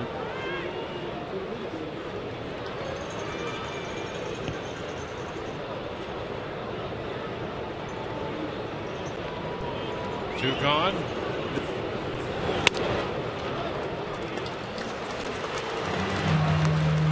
Ball 4. Let's take another look at that close play at first. Now you see Fold with the lunge trying to get there, and also, you know, he could, wow, it looked like cleats down. Cleats down. I'll tell you what, too, if he would have hit just the front edge of that bag, Well, and I think, that's one of the reasons, and a good observation. I mean, there's always a reason you're out. Yeah. And I think you're right about that. He hits the front edge of that bag. He's lunging, going all out, running full speed, so it's difficult. But boy, if you hit the front edge, you get there just a little bit quicker. Maybe makes that call a little easier for Brian Runge. Johnny Damon in the batter's box.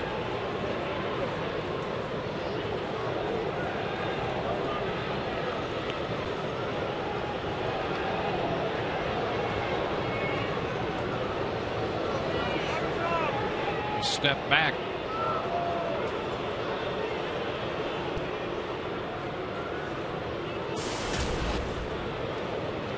We're talking about that exclusive group that Damon joined with the double he picked up his first time up tonight. The 11 Hall of Famers in that group. If you'd add the stolen base component to that group at 300, it would reduce that group to only 3. Damon already has 392 steals. You'd have only Paul Molitor and Willie Mays in that group. Only 3 guys who've ever played the game would have reached those totals. I mean, those are pretty astounding numbers. Yes. For Johnny Damon to accumulate in his career. Yes, they are. Want to know the count here to Damon. I mean, it's amazing to begin with when you think of only 11 guys defined with all of those numbers: 500 doubles, 100 triples, 200 homers, and 2,500 hits. You throw the 300 stolen bases in there, and it's down to Molitor, Mays, and Damon. Runner takes off. The pitch is a ball, and the throw's not in time. A steal. Brignac on his feet and headed to third, and he's in there safely. So a stolen base for Reed Brignac, his second of the year. And he goes to third when the throw skips through. That was a really good read by Reed Brignac. Easy for me to say. Love the aggressive base running. Here he swipes the bag, but he sees nobody's there. Now that ball didn't squirt all the way out into center field, just a little ways.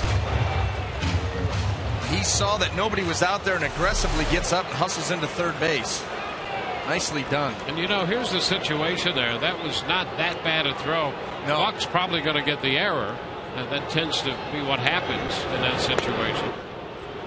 But that was not a throw that could not be blocked, and Buck will get his 4th error of the year on that throw, allowing Brignac to go to third. That was some quick and decisive base running by Brignac. And there's a walk to Damon. A couple of bases on balls in the inning. It's first and third with 2 outs. And one thing you really notice about the Marlins and suffering through what's now an 8-game losing streak and a 1-16 month. As much as you try to battle through it, there is a certain lethargy that's with this club that you see in any club that's going through this. It's so difficult to fight your way through. Pitch in the dirt. Now down to second goes Damon. Holding at third, Brignac.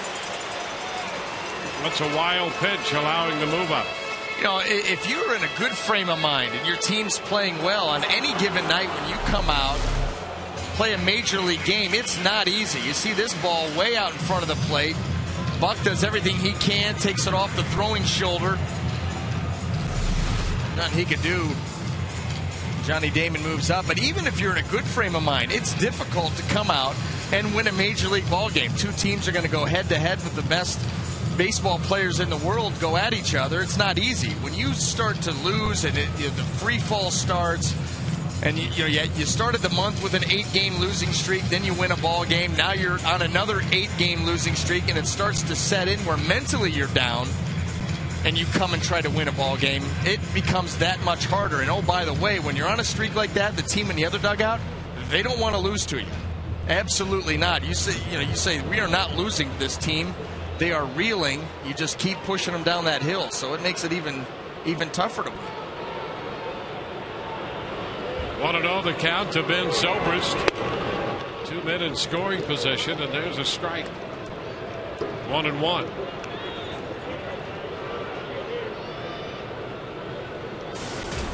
Five runs, 8 hits for the Rays, a run, 2 hits for the Marlins.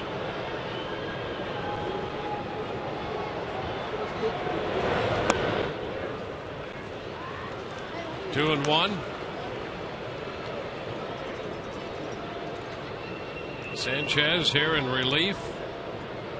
His last appearance was on the 15th against the Phillies on the road. He pitched 3 innings in that game. And now it's 3-1 to Zobrist. You know, that fastball was upper 80s right there.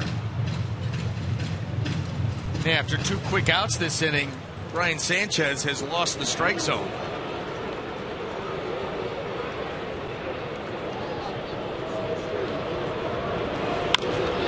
Foul ball.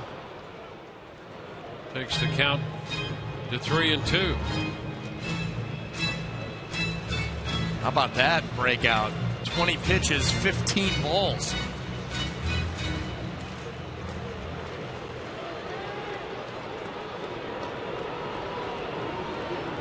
Well, it's 3-2 with men at second and third. He's got a split that he'll use as the change.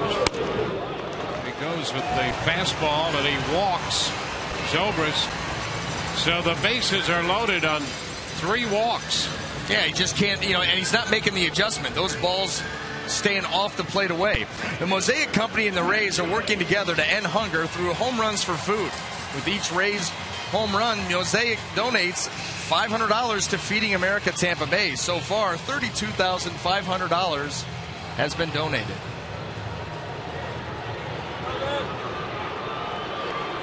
Matt Joyce to bat against Sanchez with the bases loaded. 2 outs in the 6th.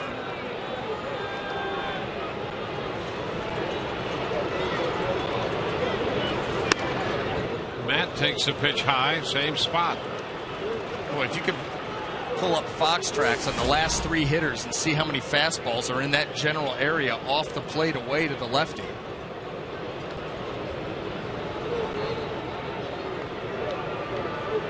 Just not getting through the fastball. Up again. 2 balls, no strikes. See, he's starting to throw it now with his body. He's trying to throw it with his front half, not with his arm. Instead of staying tall and letting his arm get out in front and really driving the pitch down through the strike zone right to John Buck, he's trying to throw it with that front left shoulder, and he's yanking it out. And when you yank out, you start to open and yank out, the arm lags, and the ball stays up and away. You can see the frustration in the body language. Mike Dunn, hard-throwing left-handers up in the bullpen.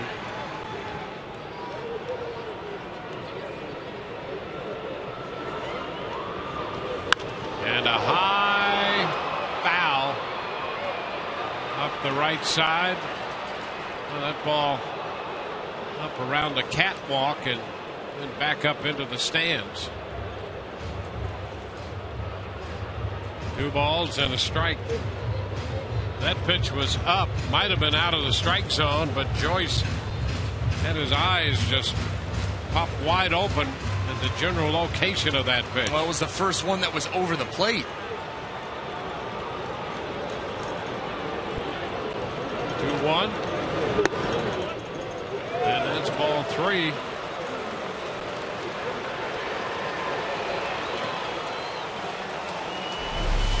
Look at this pitch.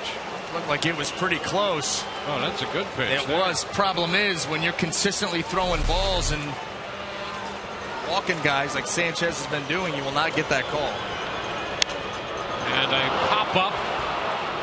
Left side, Dobbs backpedaling. And he drops it. 2 runs will score.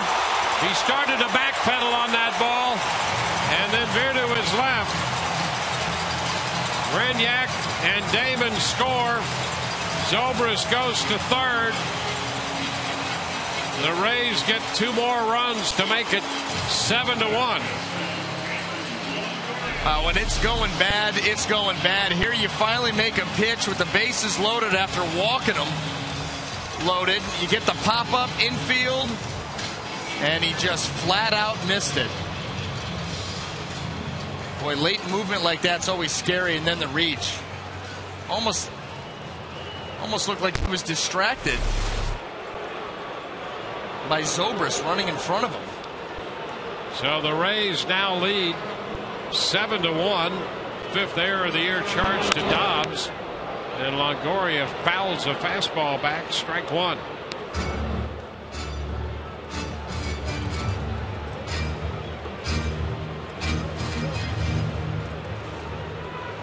So the error allowed 2 runs to score.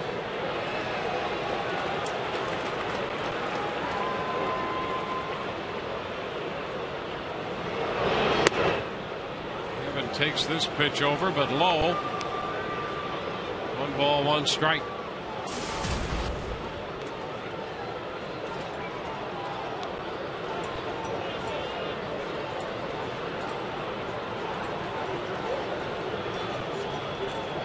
One ground ball, backhanded by Dobbs. A throw to second's going to be in time for the force play there. Dobbs, after committing the error, makes a nice play on the hard hit ball by Longoria. Rays lead 7-1 through 6.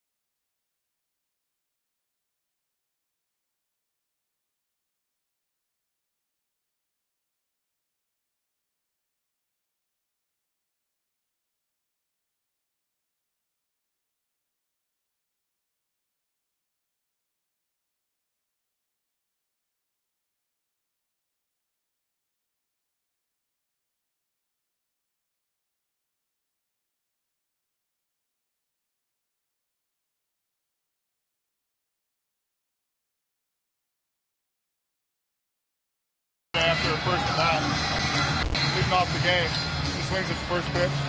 The first thing she says to me is, "Don't say anything to me about swinging at the first pitch." How many home runs does he have?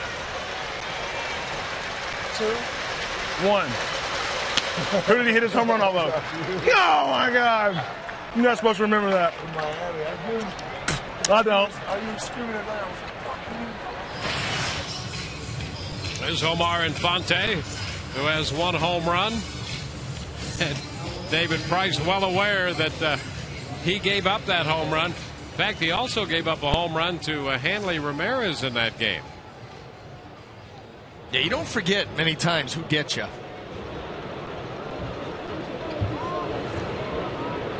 Gabby Sanchez goes after the first pitch and looks a high fly ball, shallow center, and B.J. Upton's there making the catch on it. 1 pitch, 1 out in the 7th. Big Adam Russell starts to loosen for the Rays in the bullpen. Be nice to get Alex Cobb here through the 7th inning. Nice clean inning. Rays working with a 6-1 lead now.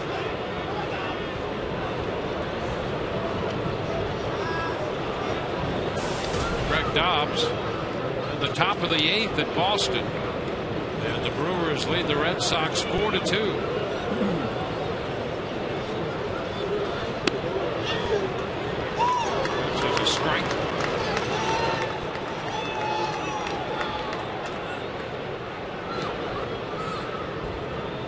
given up a run on 2 hits. Pitch bouncing away. 2 strikeouts tonight registered by Alex Cobb. And 1 walk. That walk led to the first run of the ball game. And a base hit the other way between short and third. So Dobbs picks up a hit. Gives him 1 for 3. Number 2. Fans, be sure to tune in Friday, July the 1st for the 2011 Rays broadcast auction to benefit the Rays Baseball Foundation and the Tampa General Hospital Children's Medical Center. The Rays will auction off one-of-a-kind experiences with your favorite Rays players, including hitting lessons with Johnny Damon, exclusive ticket packages, a trip to the All-Star Game, and more. First pitch to Ramirez, and that's a strike. Ramirez out back in the second inning on a very good play by Brignac at shortstop. Then he singled into right in the 5th. So Ramirez, who has been struggling right along with the Marlins in general, 1 for 2 tonight. Pitch up and in a bit. 1-1. Absolutely nothing wrong with that.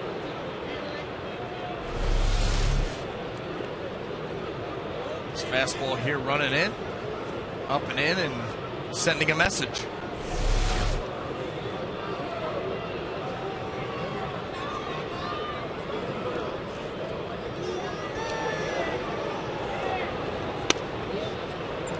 Pitch missed in.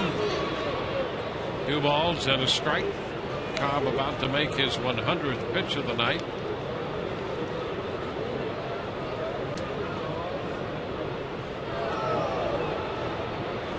Alex against Detroit made 102 pitches, gave up 1 run in that one. And that pitch is a ball. 3-1. He's had 100 pitches on the evening. He's behind Ramirez, 3-1. Back-to-back changeups that he came in with and missed off the plate.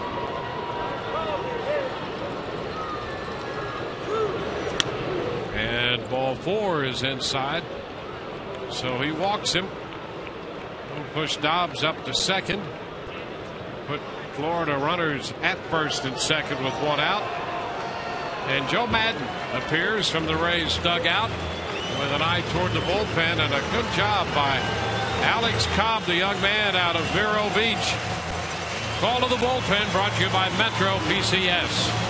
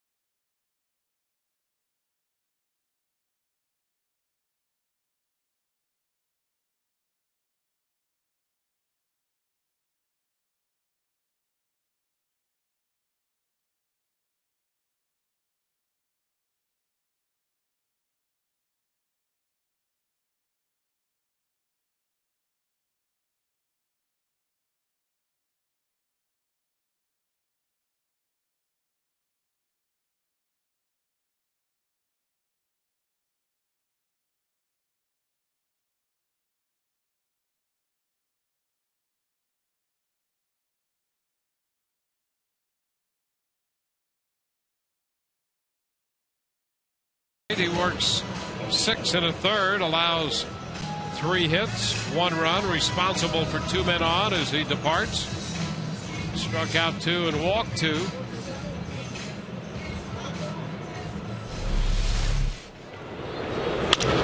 very good. Mixed his pitches well. Pitched ahead in the count a lot tonight. Adam Russell in relief now, gets ahead. The first pitch to Jose Lopez is a strike. Well, Adam Russell on for the 28th time, 1-1 record, ERA 2.13, very good. 25 and a third innings. Just fouled back. 2 strikes.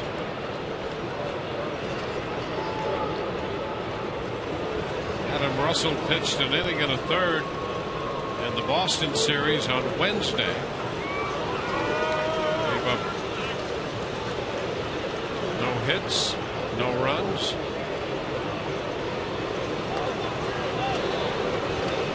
He's ahead of Lopez, 2 strikes. Lopez reaching out, pops it foul. That's going to carry out a play. Texas and Atlanta going into the 10th inning tied 4-4. That game was rain delayed down the middle.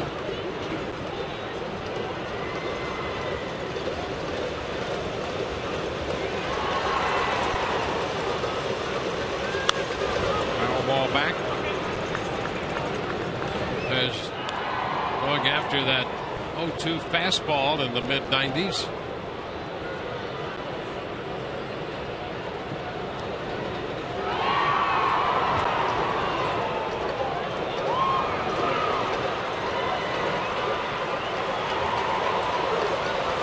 Upstairs. 1 ball, 2 strikes. Here the Rays have a 7-1 lead. Toronto leads Cincinnati in the bottom of the 7th at Cincinnati, 4-0. Ground ball right side. Kochman goes to second out there. Over to first, not in time, and Russell couldn't hang on to the ball anyway. Dobbs goes to third. Ramirez is forced at second. Kochman to Brignac. 2 outs with men now on the corners. Well, trying for the difficult 3-6-1 double play. We'll stick out the bat. Kochman, nice play, good feed. Brignac, the good throw coming over the bag, but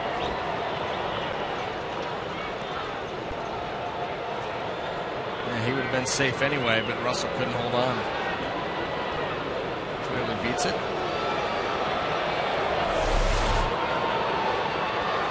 John Buck, and this one a wild pitch to the backstop. Runners going to try to score, and does. The throw past Russell out into the infield. Down to second, Lopez. So it's a wild pitch, allowing the run to score, and that makes it 7-2. Well, this is just a gift-wrapped run. You got 2 outs. Just yanks that ball down and away from Jaso.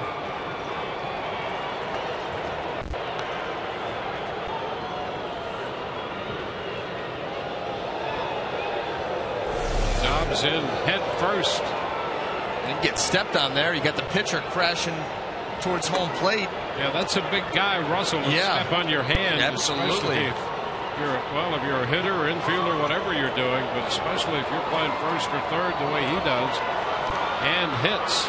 That is a quick trip to the disabled list is what that would be. Adam Russell 6'8", some girth behind him. Doesn't feel too good.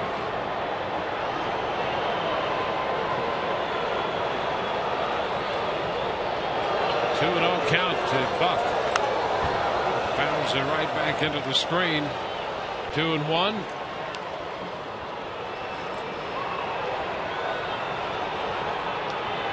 The Minnesota Twins batting in the bottom of the 8th, leading San Diego 1-0, and Scott Baker has given up just 4 hits and has 10 strikeouts through 8. Fly ball, center field. Upton waiting for it. He's got it. That'll take care of Florida in the 7th. They settle for 1. It's 7-2 Rays. Time for the 7th inning stretch.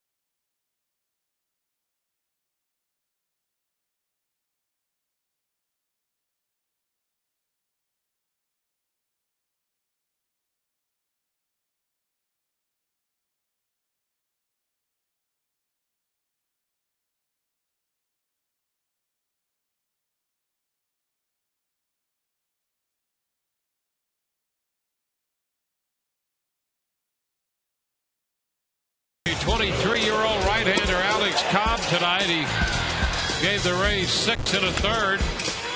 Charged with a couple runs, 3 hits, struck out 2 and walked 2. And Johnny Damon got his 500 double his first time up. That led to a run in the first. Sam Folds drove in a run in the second. So did Reed Brignac when the Rays made it 3-1. They kept tacking on. Kochman's double chased home a run in the third. They added 1 in the 5th inning. Fly ball to center by Matt Joyce got that one home, and 2 more in the 5th on the error on the pop-up by Joyce. So the Rays lead 7-2 coming into hit in the bottom half of the 7th inning. For the Marlins, we'll bring on left-hander Mike Dunn for the 33rd time, a 4-5 record. A lot of decisions coming out of that bullpen. 31 in the 3rd innings, 38 punch-outs. He does have a big fastball. Very strong arm, and he faces Casey Kochman, who takes a look at a fastball. Strike 1. 5 innings for Nolasco. The Rays got 5 off him and 2 runs off Sanchez. 2 strikes the count.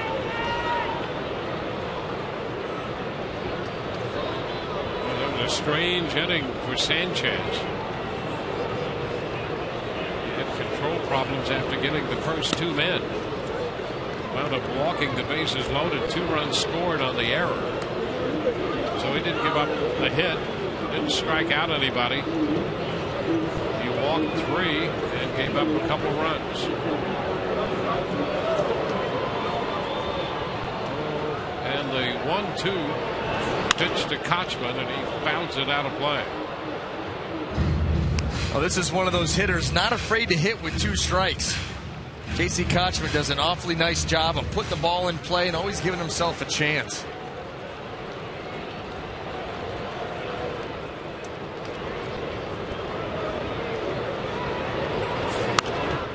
He fouls it back again. Been on 3 times with a single double and the intentional walk.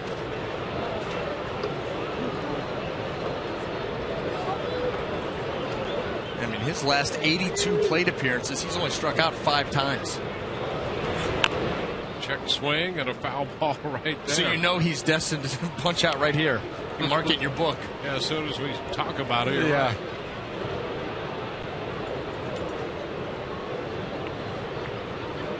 A lot of guys don't trust themselves and have a hard time hitting with 2 strikes. That's why you see him attacking early. And he's out on strikes. And there you go. Way to go. First strikeout of the night for Florida pitching, and let's check in with Todd. Dwayne, we have a giveaway item tomorrow, BJ Upton bobblehead doll. This is courtesy of AT&T. Very good design here. They've got all the details, a little shin guard.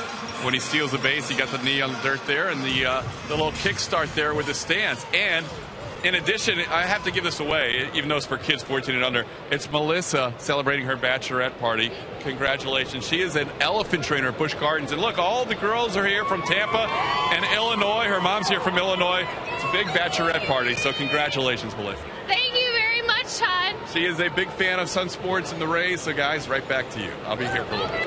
All right, I'm sure you will. You'll be sticking around there for the remainder of the evening, I'm sure. Hey, that's a catch. That's a catch. I mean, when your fiance, bride-to-be, says bachelor party, we're going to a baseball game, come on. There you are, huh? Yeah. Yeah. 1-1 to count. And Todd did say that he was going to stick around there for a little while. Trolling. There he is. Look at that.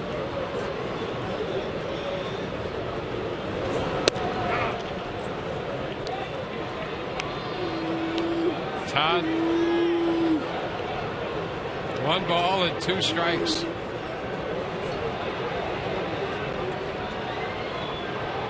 I'll be back.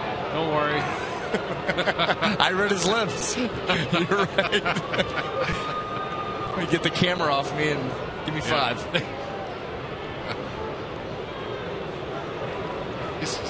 Let me circle back around. Here's the 1-2. There's a shot back into deep center field.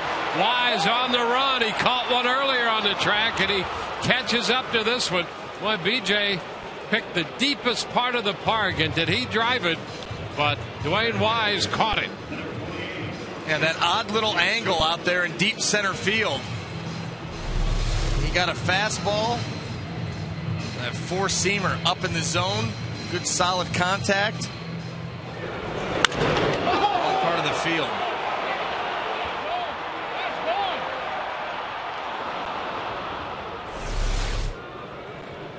Here's John Jaso. Pitch is low. But Brignac hit a ball deep to center field in the fourth that Wise got back on the track and caught that one. And he runs that one down off the bat of Upton. BJ's hit the ball hard.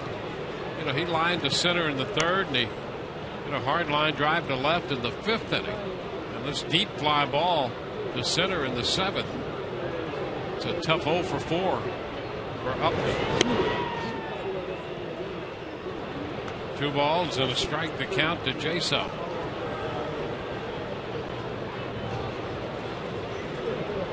Just keep hitting the ball hard. Good things will happen. That's what Evan Longoria's got to tell himself. High fly ball by Jaso. Bonifacio going back to the track, and he's got that one. A deep fly ball to right field, and the Rays are out in the seventh. On to inning 8. 7-2 Tampa Bay.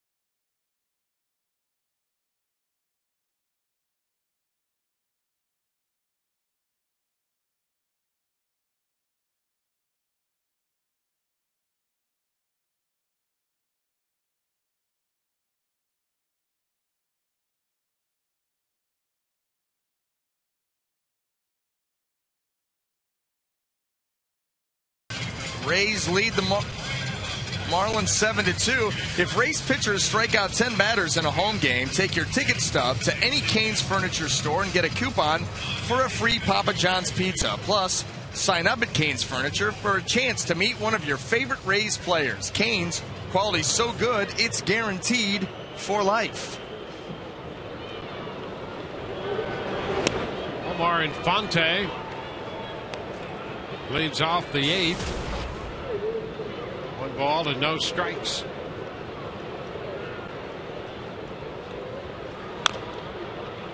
Bouncing ball foul. 1-1.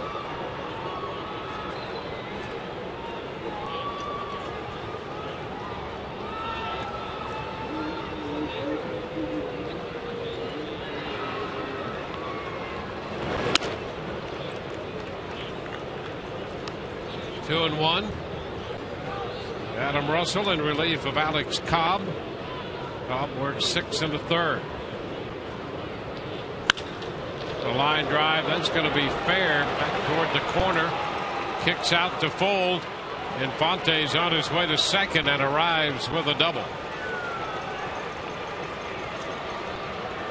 I'll tell you something right now. If you're going to line a ball down into the corner with Sam Fuld playing left field, you better be hustling out of the box if you want a double. He gets to the ball and gets rid of it so quick. There's a fastball elevated out over the plate by Russell, and Fonte smokes it down into the corner. He realizes right there, Fuld has already got the throw coming in. Swing and a miss by Wise. Wise, a fastball cut at the slider. It broke down and in.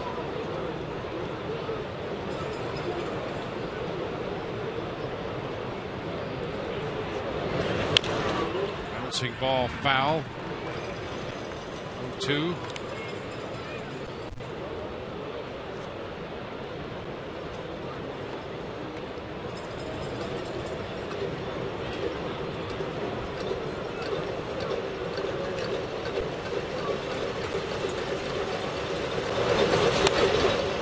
It's away. 1 ball and 2 strikes.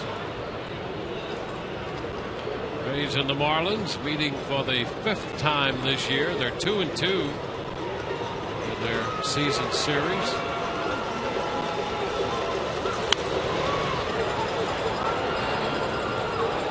Count still a ball and 2 strikes.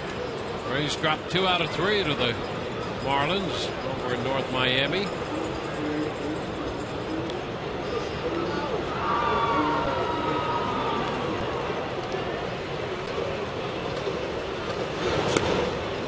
Pitch low and it bounces away from Jaso. So into third goes Infante. Now that was just a fastball down in the zone, and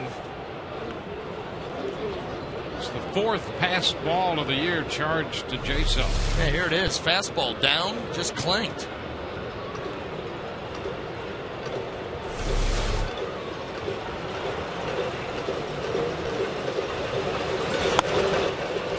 High and the count is full.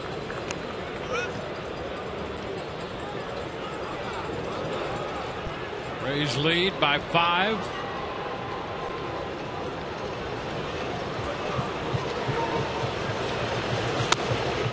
And ball 4. First 2 men are on against Russell. First and third, nobody out. For all the latest news, in-depth investigative reporting, and sports coverage, sign up for the St. Petersburg Times. And for home delivery, call 877-THE-TIMES. Emilio Bonifacio is due. Joe Madden is coming out of the dugout. Russell's given up a double and a walk. Pass ball moved 1 man to third. Cesar Ramos in the bullpen, and he'll get the call.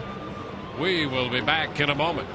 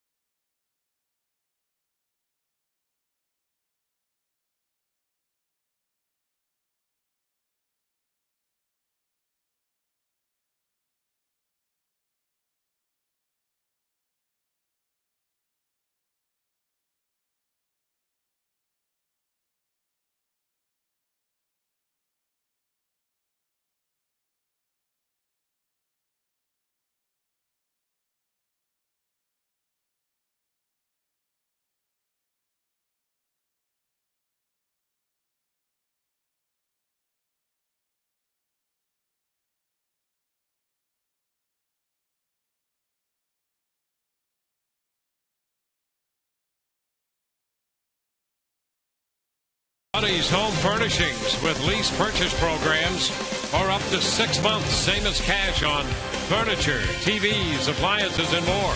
By Checkers, Feast On, and by your local Southern Ford dealers.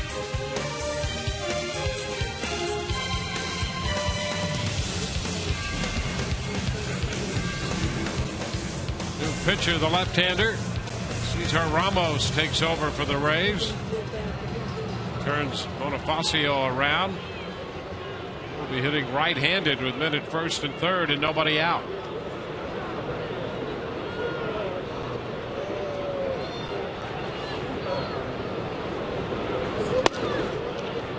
First pitch, a fastball, ball one.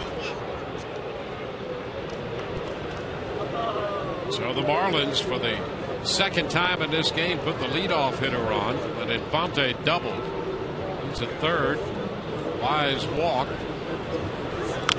The pitch is foul back, 1-1. Ramos fortunate there. Bonifacio going up above the zone. Swing at that fastball, doing him a favor.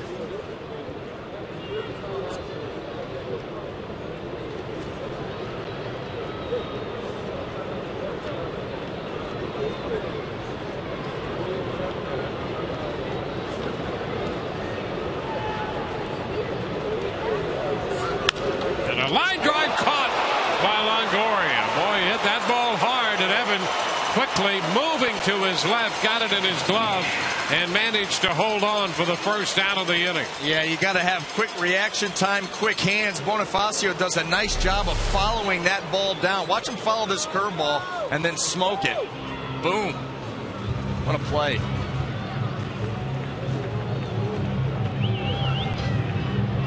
Well, Evans hit a couple of balls hard tonight at the plate with nothing to show for it. And he took one away from Bonifacio there on that hard hit line drive to the left side.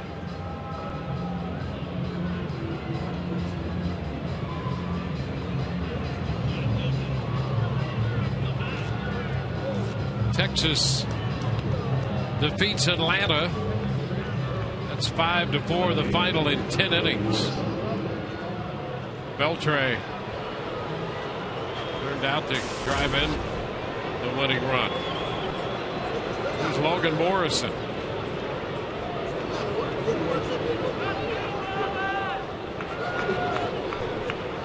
Still first and third, one out now. Ball one.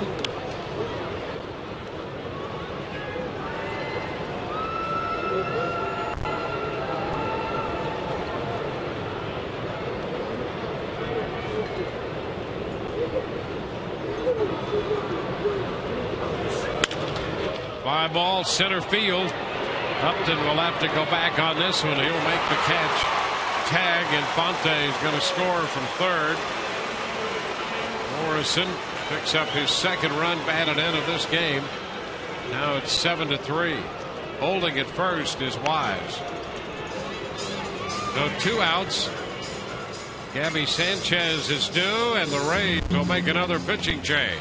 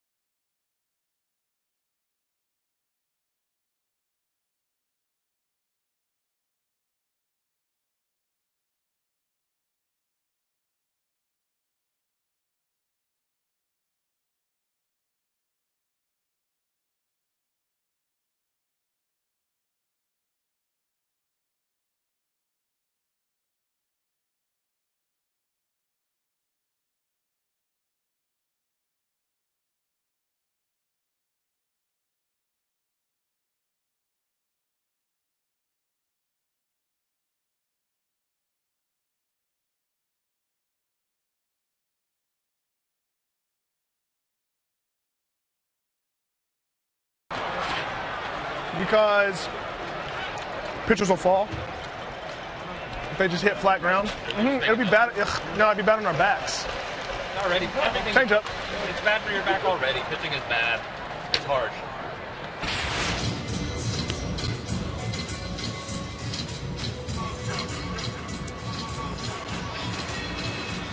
Back at Tropicana Field, where the Rays have a 7-3 lead, and Juan Cruz is the new pitcher, their fourth of the night. Cruz 4-0 with a .312 earned run average.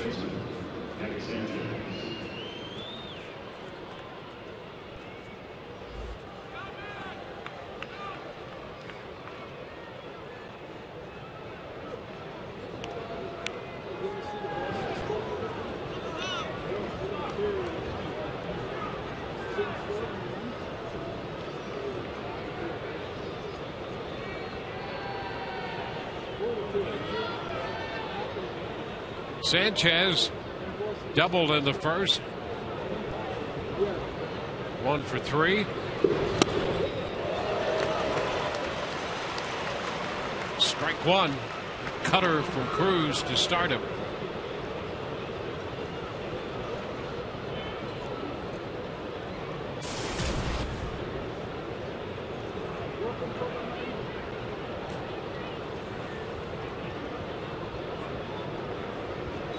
It's a 4-run ball game now.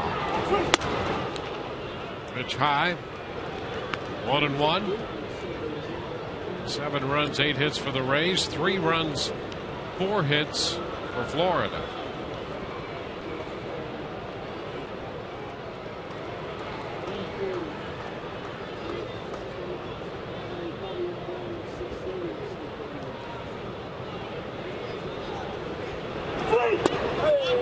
That catches the strike zone. 1-2.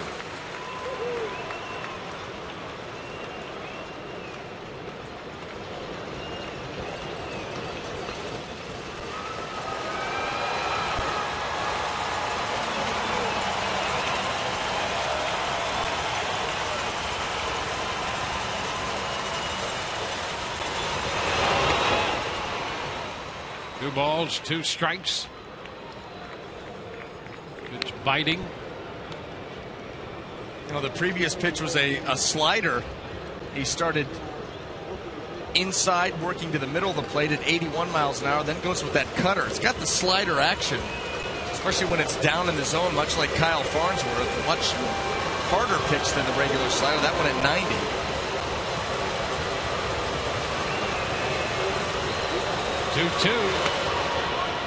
Now full count.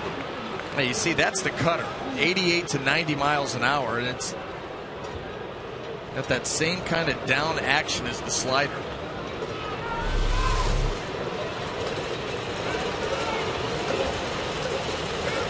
Runner home, a man at first.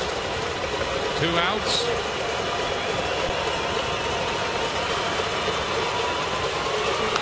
And it's foul back. Sanchez doubled in the first. Came into the game 9th in the National League in hitting.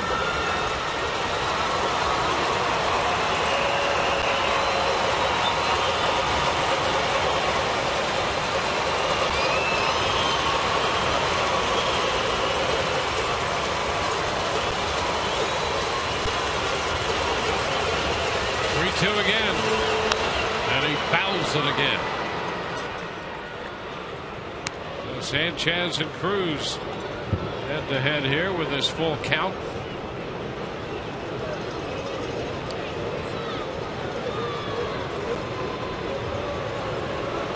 Alex Cobb worked into the 7th inning, 6 1/3. Russell for 2/3. Ramos 2/3.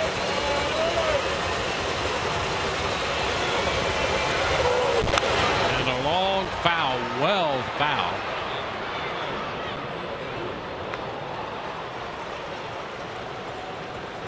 So this will be the 9th pitch made by Cruz here, facing Gabby Sanchez.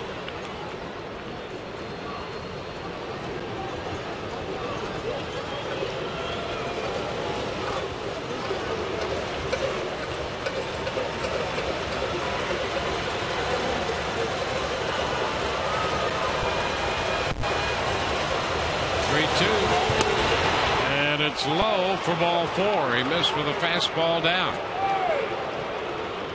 So Sanchez draws the walk. Here's the full count fastball. Fox Tracks has it right at the bottom of the strike zone. Tim McClellan has it for ball 4. And the collective reaction from the Rays dugout. So 2 men on. Greg Dobbs will be up there. He singled and scored in the 7th inning.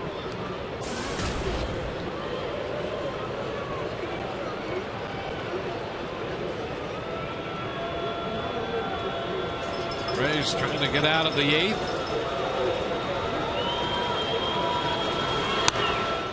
Cruz misses up and away.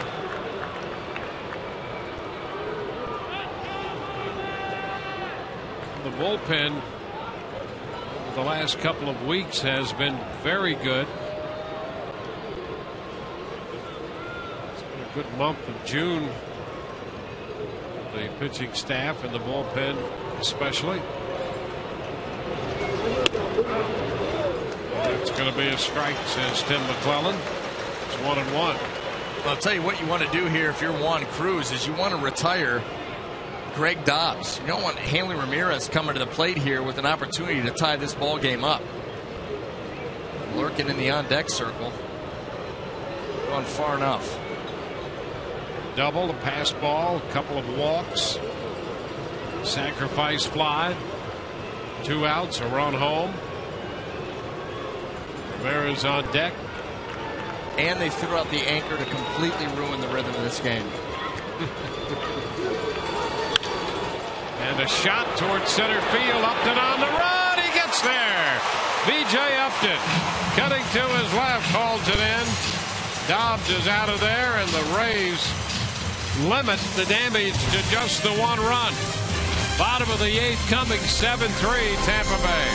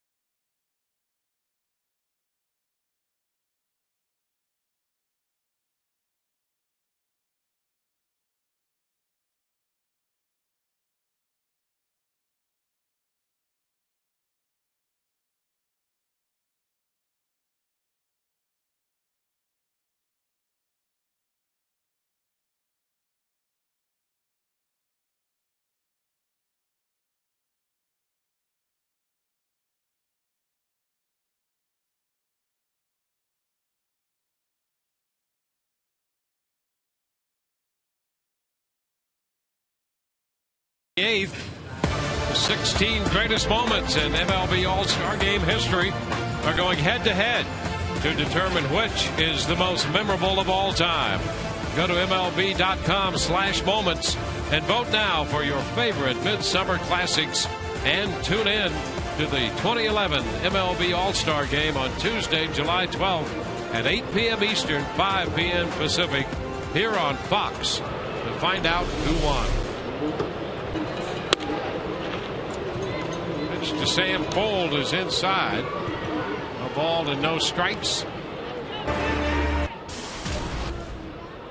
Fold singled home a run and scored a run in the 2nd inning. So foul back. Michael Dunn, the left-hander, worked the 7th inning out here to pitch in the 8th.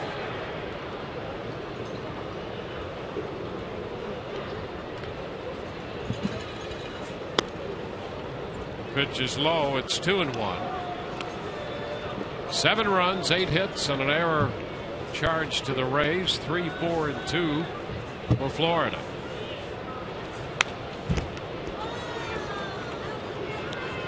Two balls, 2 strikes.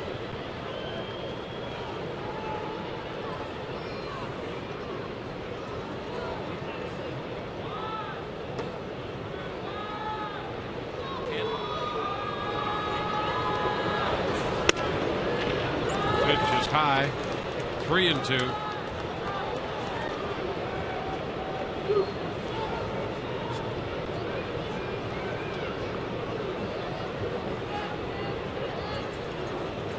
The count.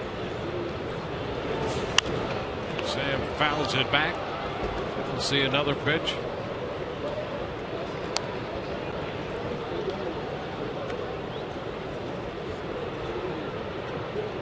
The Rays, after their 38th win of the year tonight, and Full draws the walk. It's 5 walks given up by Florida pitching. Dunn has the only strikeout for their pitching staff tonight.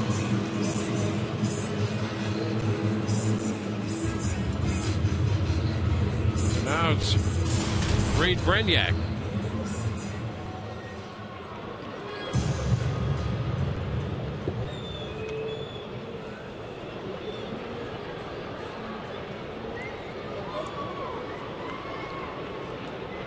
Over to first.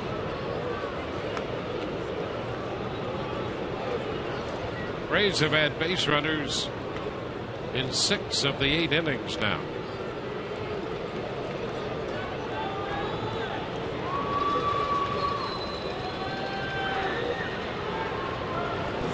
Brignac short as if to bunt, taking the pitch. 1 ball, no strikes. Milwaukee and Boston going into the bottom of the 9th with the Brewers leading that game 4-2. And we're just getting a final. That was a quick bottom of the 9th. A 4-2 final. That might be the quickest bottom of the 9th the entire season. This pitch is low. 2-0.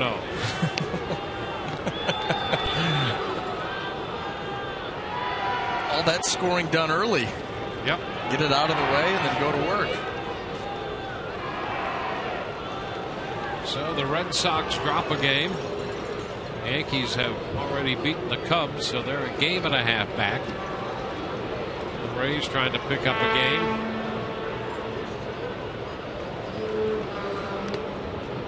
For the first. Again, Fold is back in. The Minnesota Twins trying to make a little move. They've now won 6 in a row, and they win a 1-0 game. Baker and Caps combined on that 1-0 shutout. They beat the Padres.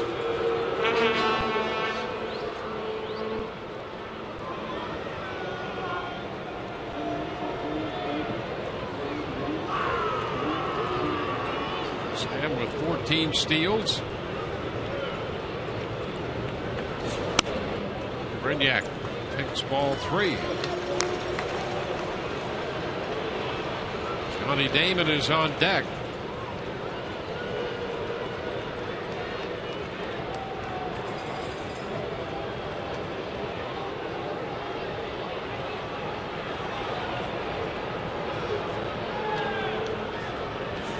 And ball 4.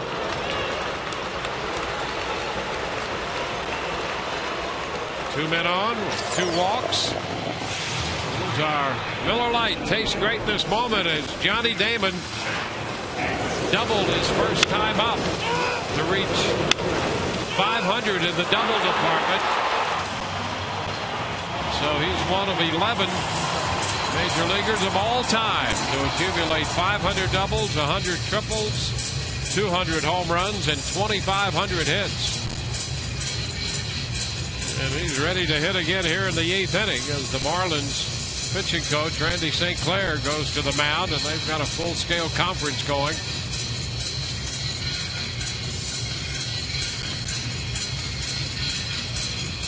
The Rays, who saw the Marlins score a run in the 7th and an unearned run in the 8th to make it a 7-3 game.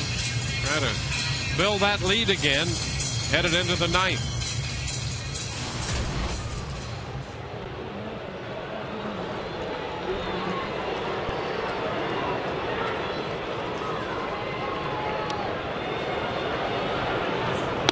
Damon takes the ball down the lefty.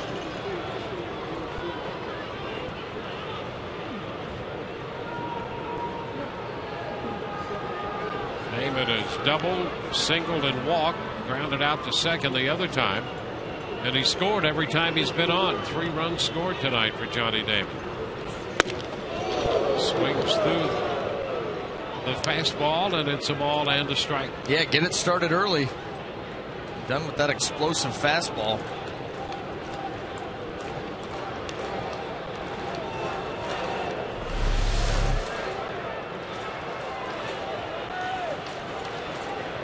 Down has followed Nolasco and Sanchez to the mound. Johnny fouls it.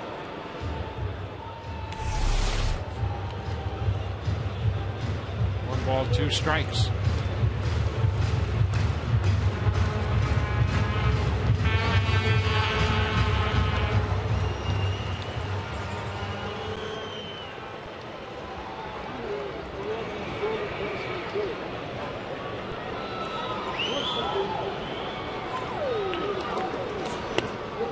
Pitch is down, 2-2.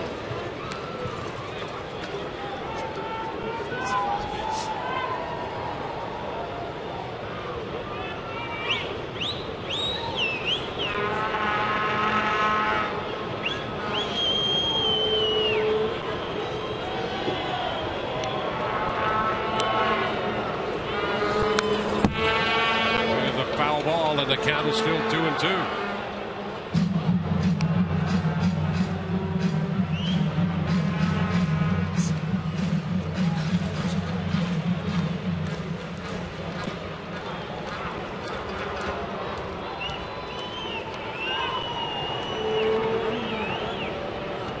Damon against the hard-throwing left-hander. And we have a full count. 3 balls, 2 strikes.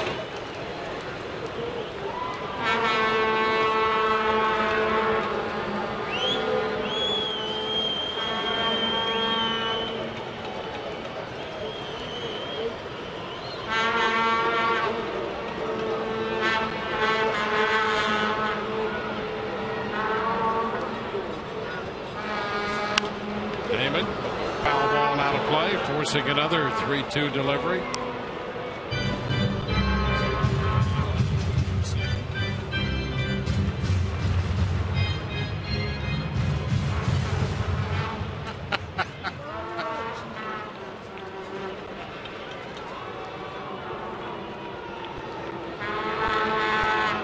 And at first and second.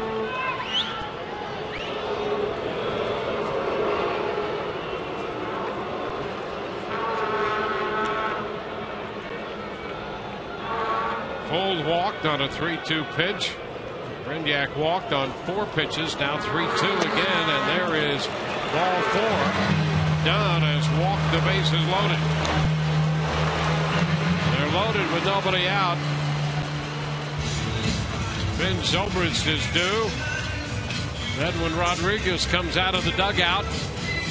They're going to make that long walk to the dugout to make another pitching change. We'll be back in a moment.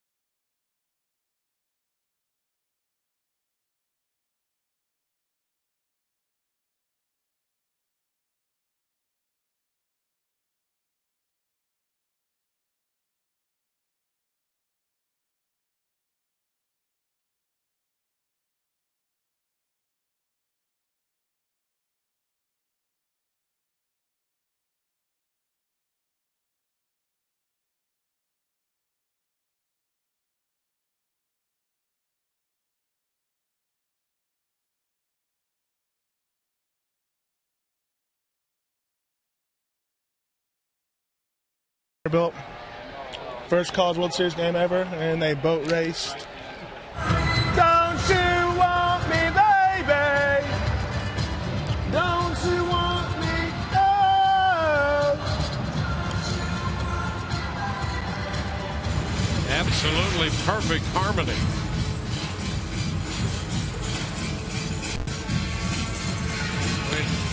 We'd like to thank David Price up until that last singing performance for wearing the mic tonight. He's been good. He's been really good. Energetic. Pulling for his teammates. A lot of life in that dugout. Just the way it should be. Yep. There's a lot to like about him. Rays lead this game 7-3. Ryan Webb is the new pitcher. Dunn walked the bases loaded. Webb inherits 3 base runners with nobody out. Yeah, thanks, Coach. On for the 33rd time, a 1-3 record. 32 in the 3rd innings. And he's in a tight spot here. Ben Zobrist at the plate. And he sends a high pop-up, third base side. And Dobbs there to make the catch. 1 out. The bases remain loaded. Well, Ben Zobrist, in his eagerness to try to drive a run in, he chased the fastball up and out of the zone. He's not going to be very happy with himself. And he goes back and looks at that on video. I don't think he's very happy with himself right now.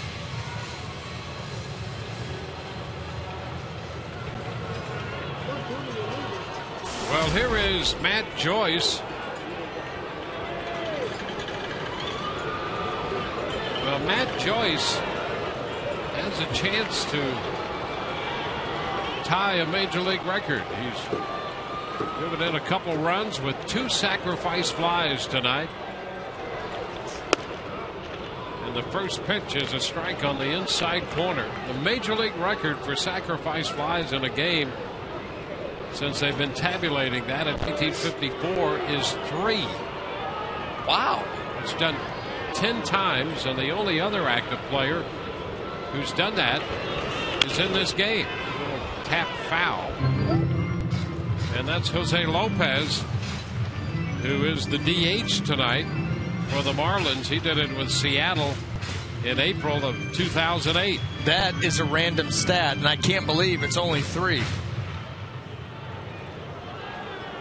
You know, the other thing, he's had those 2 runs on sacrifice flies, hit the other ball, popped it up, and 2 more runs scored on that pop-up that was dropped by Dobbs.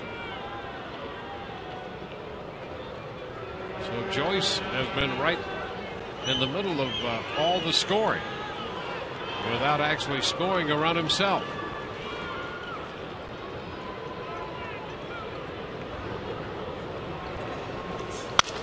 Line drive, and that's foul. Down the right side. Out of play. Still a 2-strike count.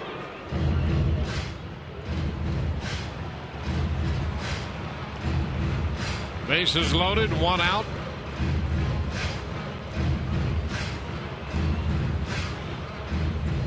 In the bottom of the 8th.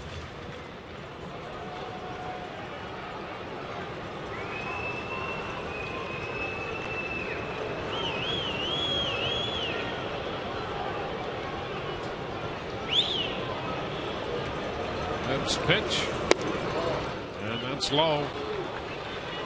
A ball and 2 strikes.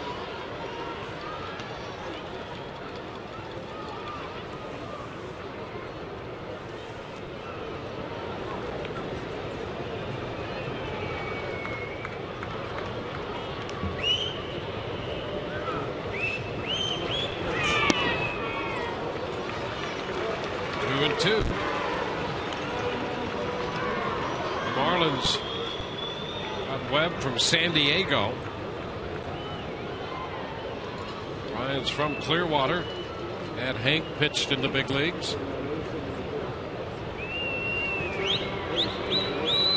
Came over in the Cameron Maben deal. and has a very good arm. 2-2. Just a little piece of that one. Change up there, it appeared, from Webb. Yeah, and a good one out over the plate below the zone. Matt Joyce doing a nice job of just being able to catch a piece of that and stay alive.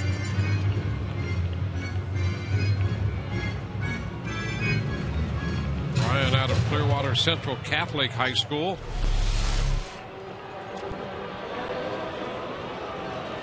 See that extension there from Joyce just to take that ball foul. 2 balls, 2 strikes. A ground ball foul, so we have a local matchup here with Ryan Webb facing Matt Joyce.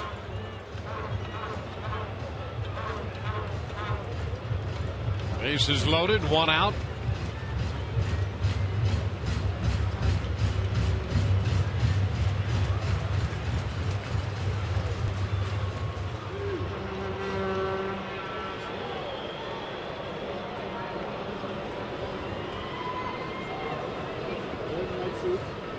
The 2-2 and a line drive caught by the second baseman Infante, and they're going to double up.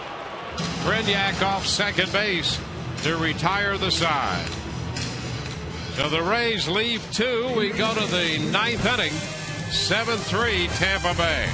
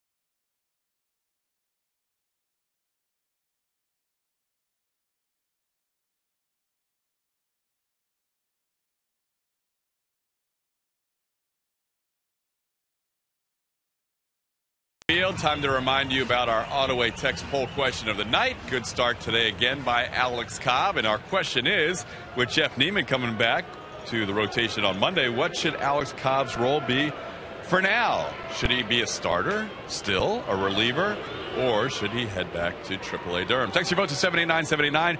We'll have all the results in our Rays Live postgame show. We'll also have interviews from the clubhouse, Joe Maddon's press conference, thoughts from Dwayne and BA, and a lot more coming up after the game, guys. All right, thank you, Todd. On to the 9th, and Hanley Ramirez leads off. The first pitch is a strike from Juan Cruz. He opened him with a fastball around the knees. Strike 1.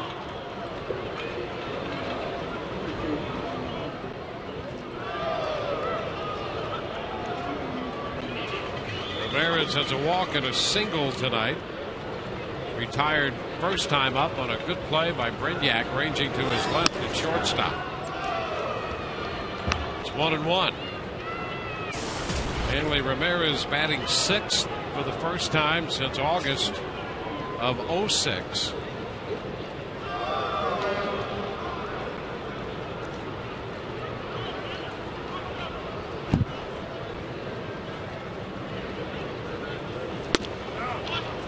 And that's a strike on the outside part of the plate.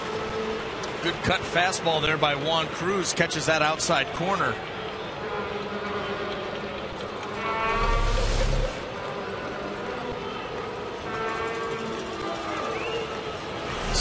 Hanley Ramirez stride went, how far away that ball was from him.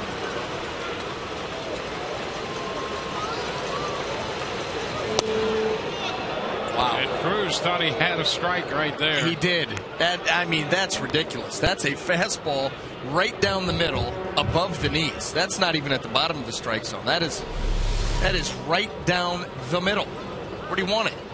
Holy moly. That's brutal. That's brutal. Wow.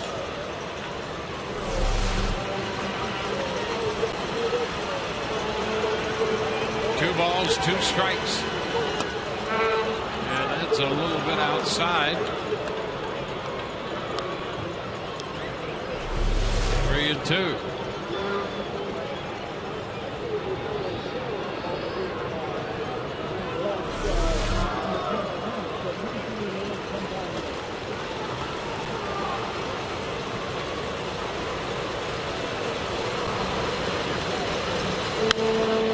Is foul back. So we'll see another 3-2 pitch.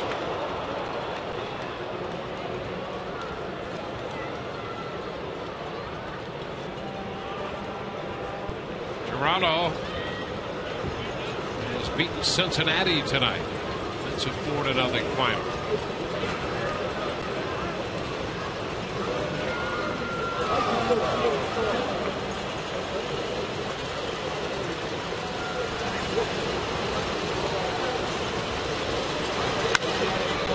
Is foul back. Fastball. Brendan Morrow started that game for the Blue Jays. He had help a couple members of the Blue Jays bullpen, and they shut out the Reds.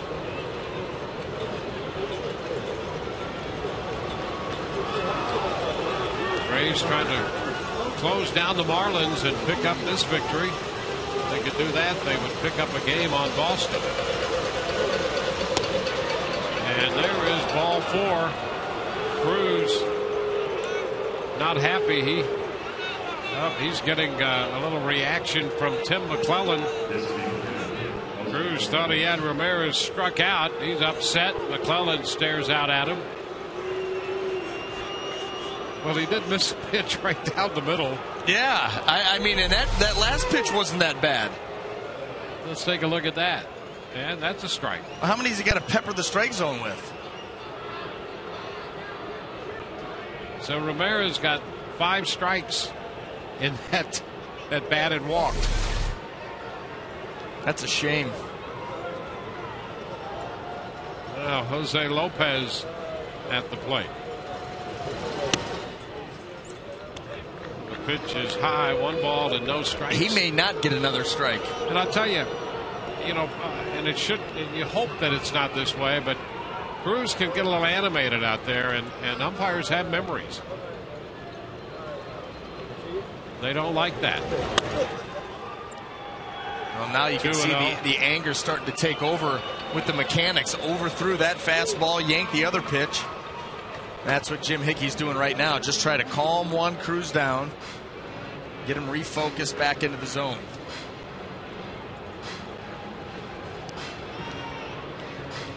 So the Rays will just try to reset the start button here and get all of that behind Cruz.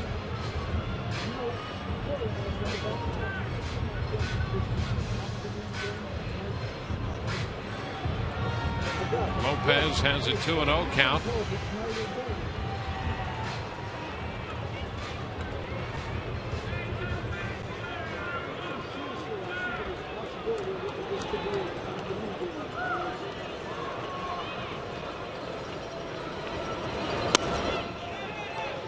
And there is ball 3. 3-0.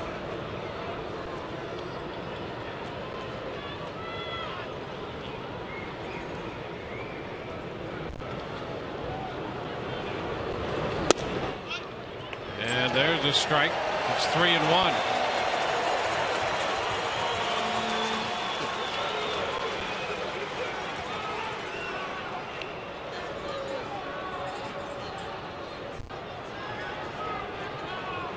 3 balls and a strike. And there's strike 2.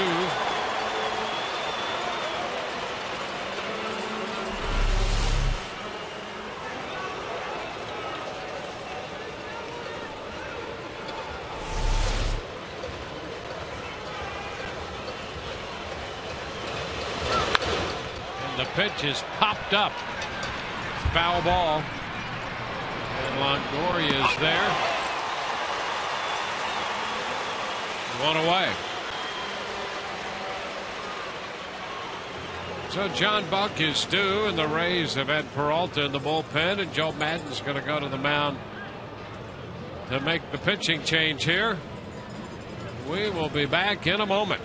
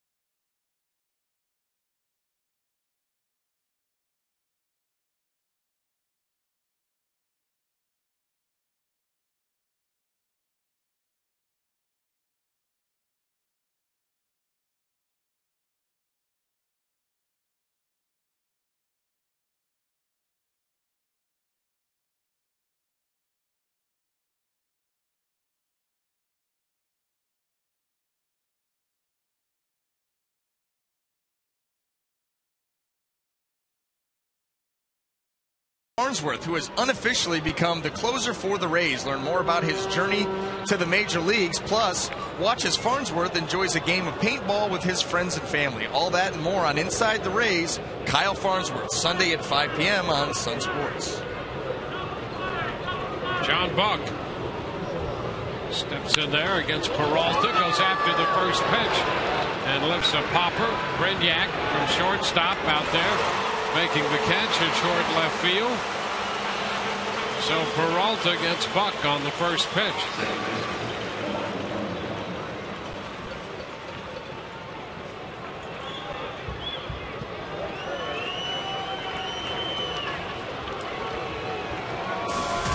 Two outs, Ramirez at first. Omar Infante. So the 34th appearance for Peralta.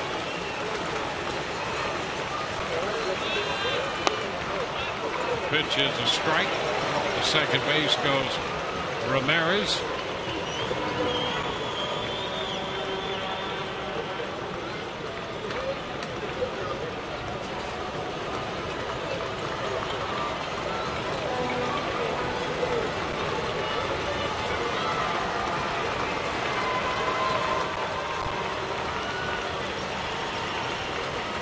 One strike to count. Infante doubled and scored the unearned run in the 8th.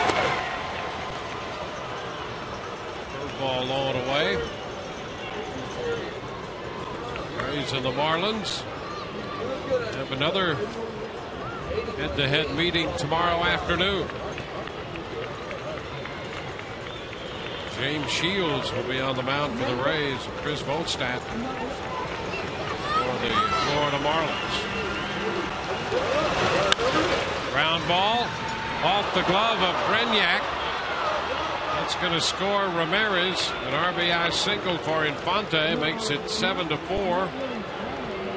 So Infante drives in a run. So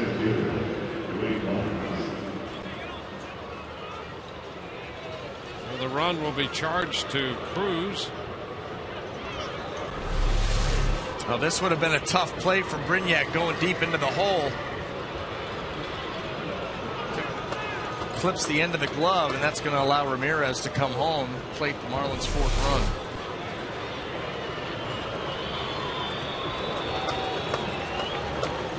So it's a 3-run ball game right now. Wayne Wise in the batter's box. The pitch is down. And up to second goes Infante on indifference.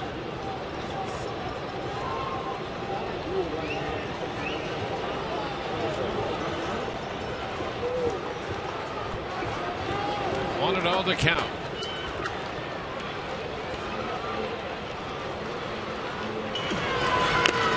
Cut to miss.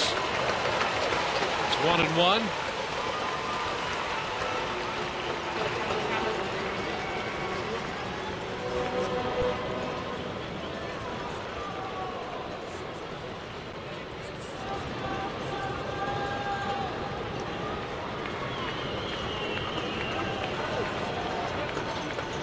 One ball, one strike.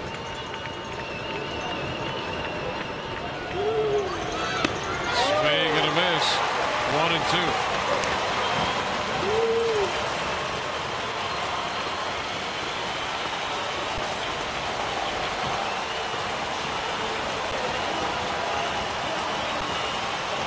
One ball, 2 strikes.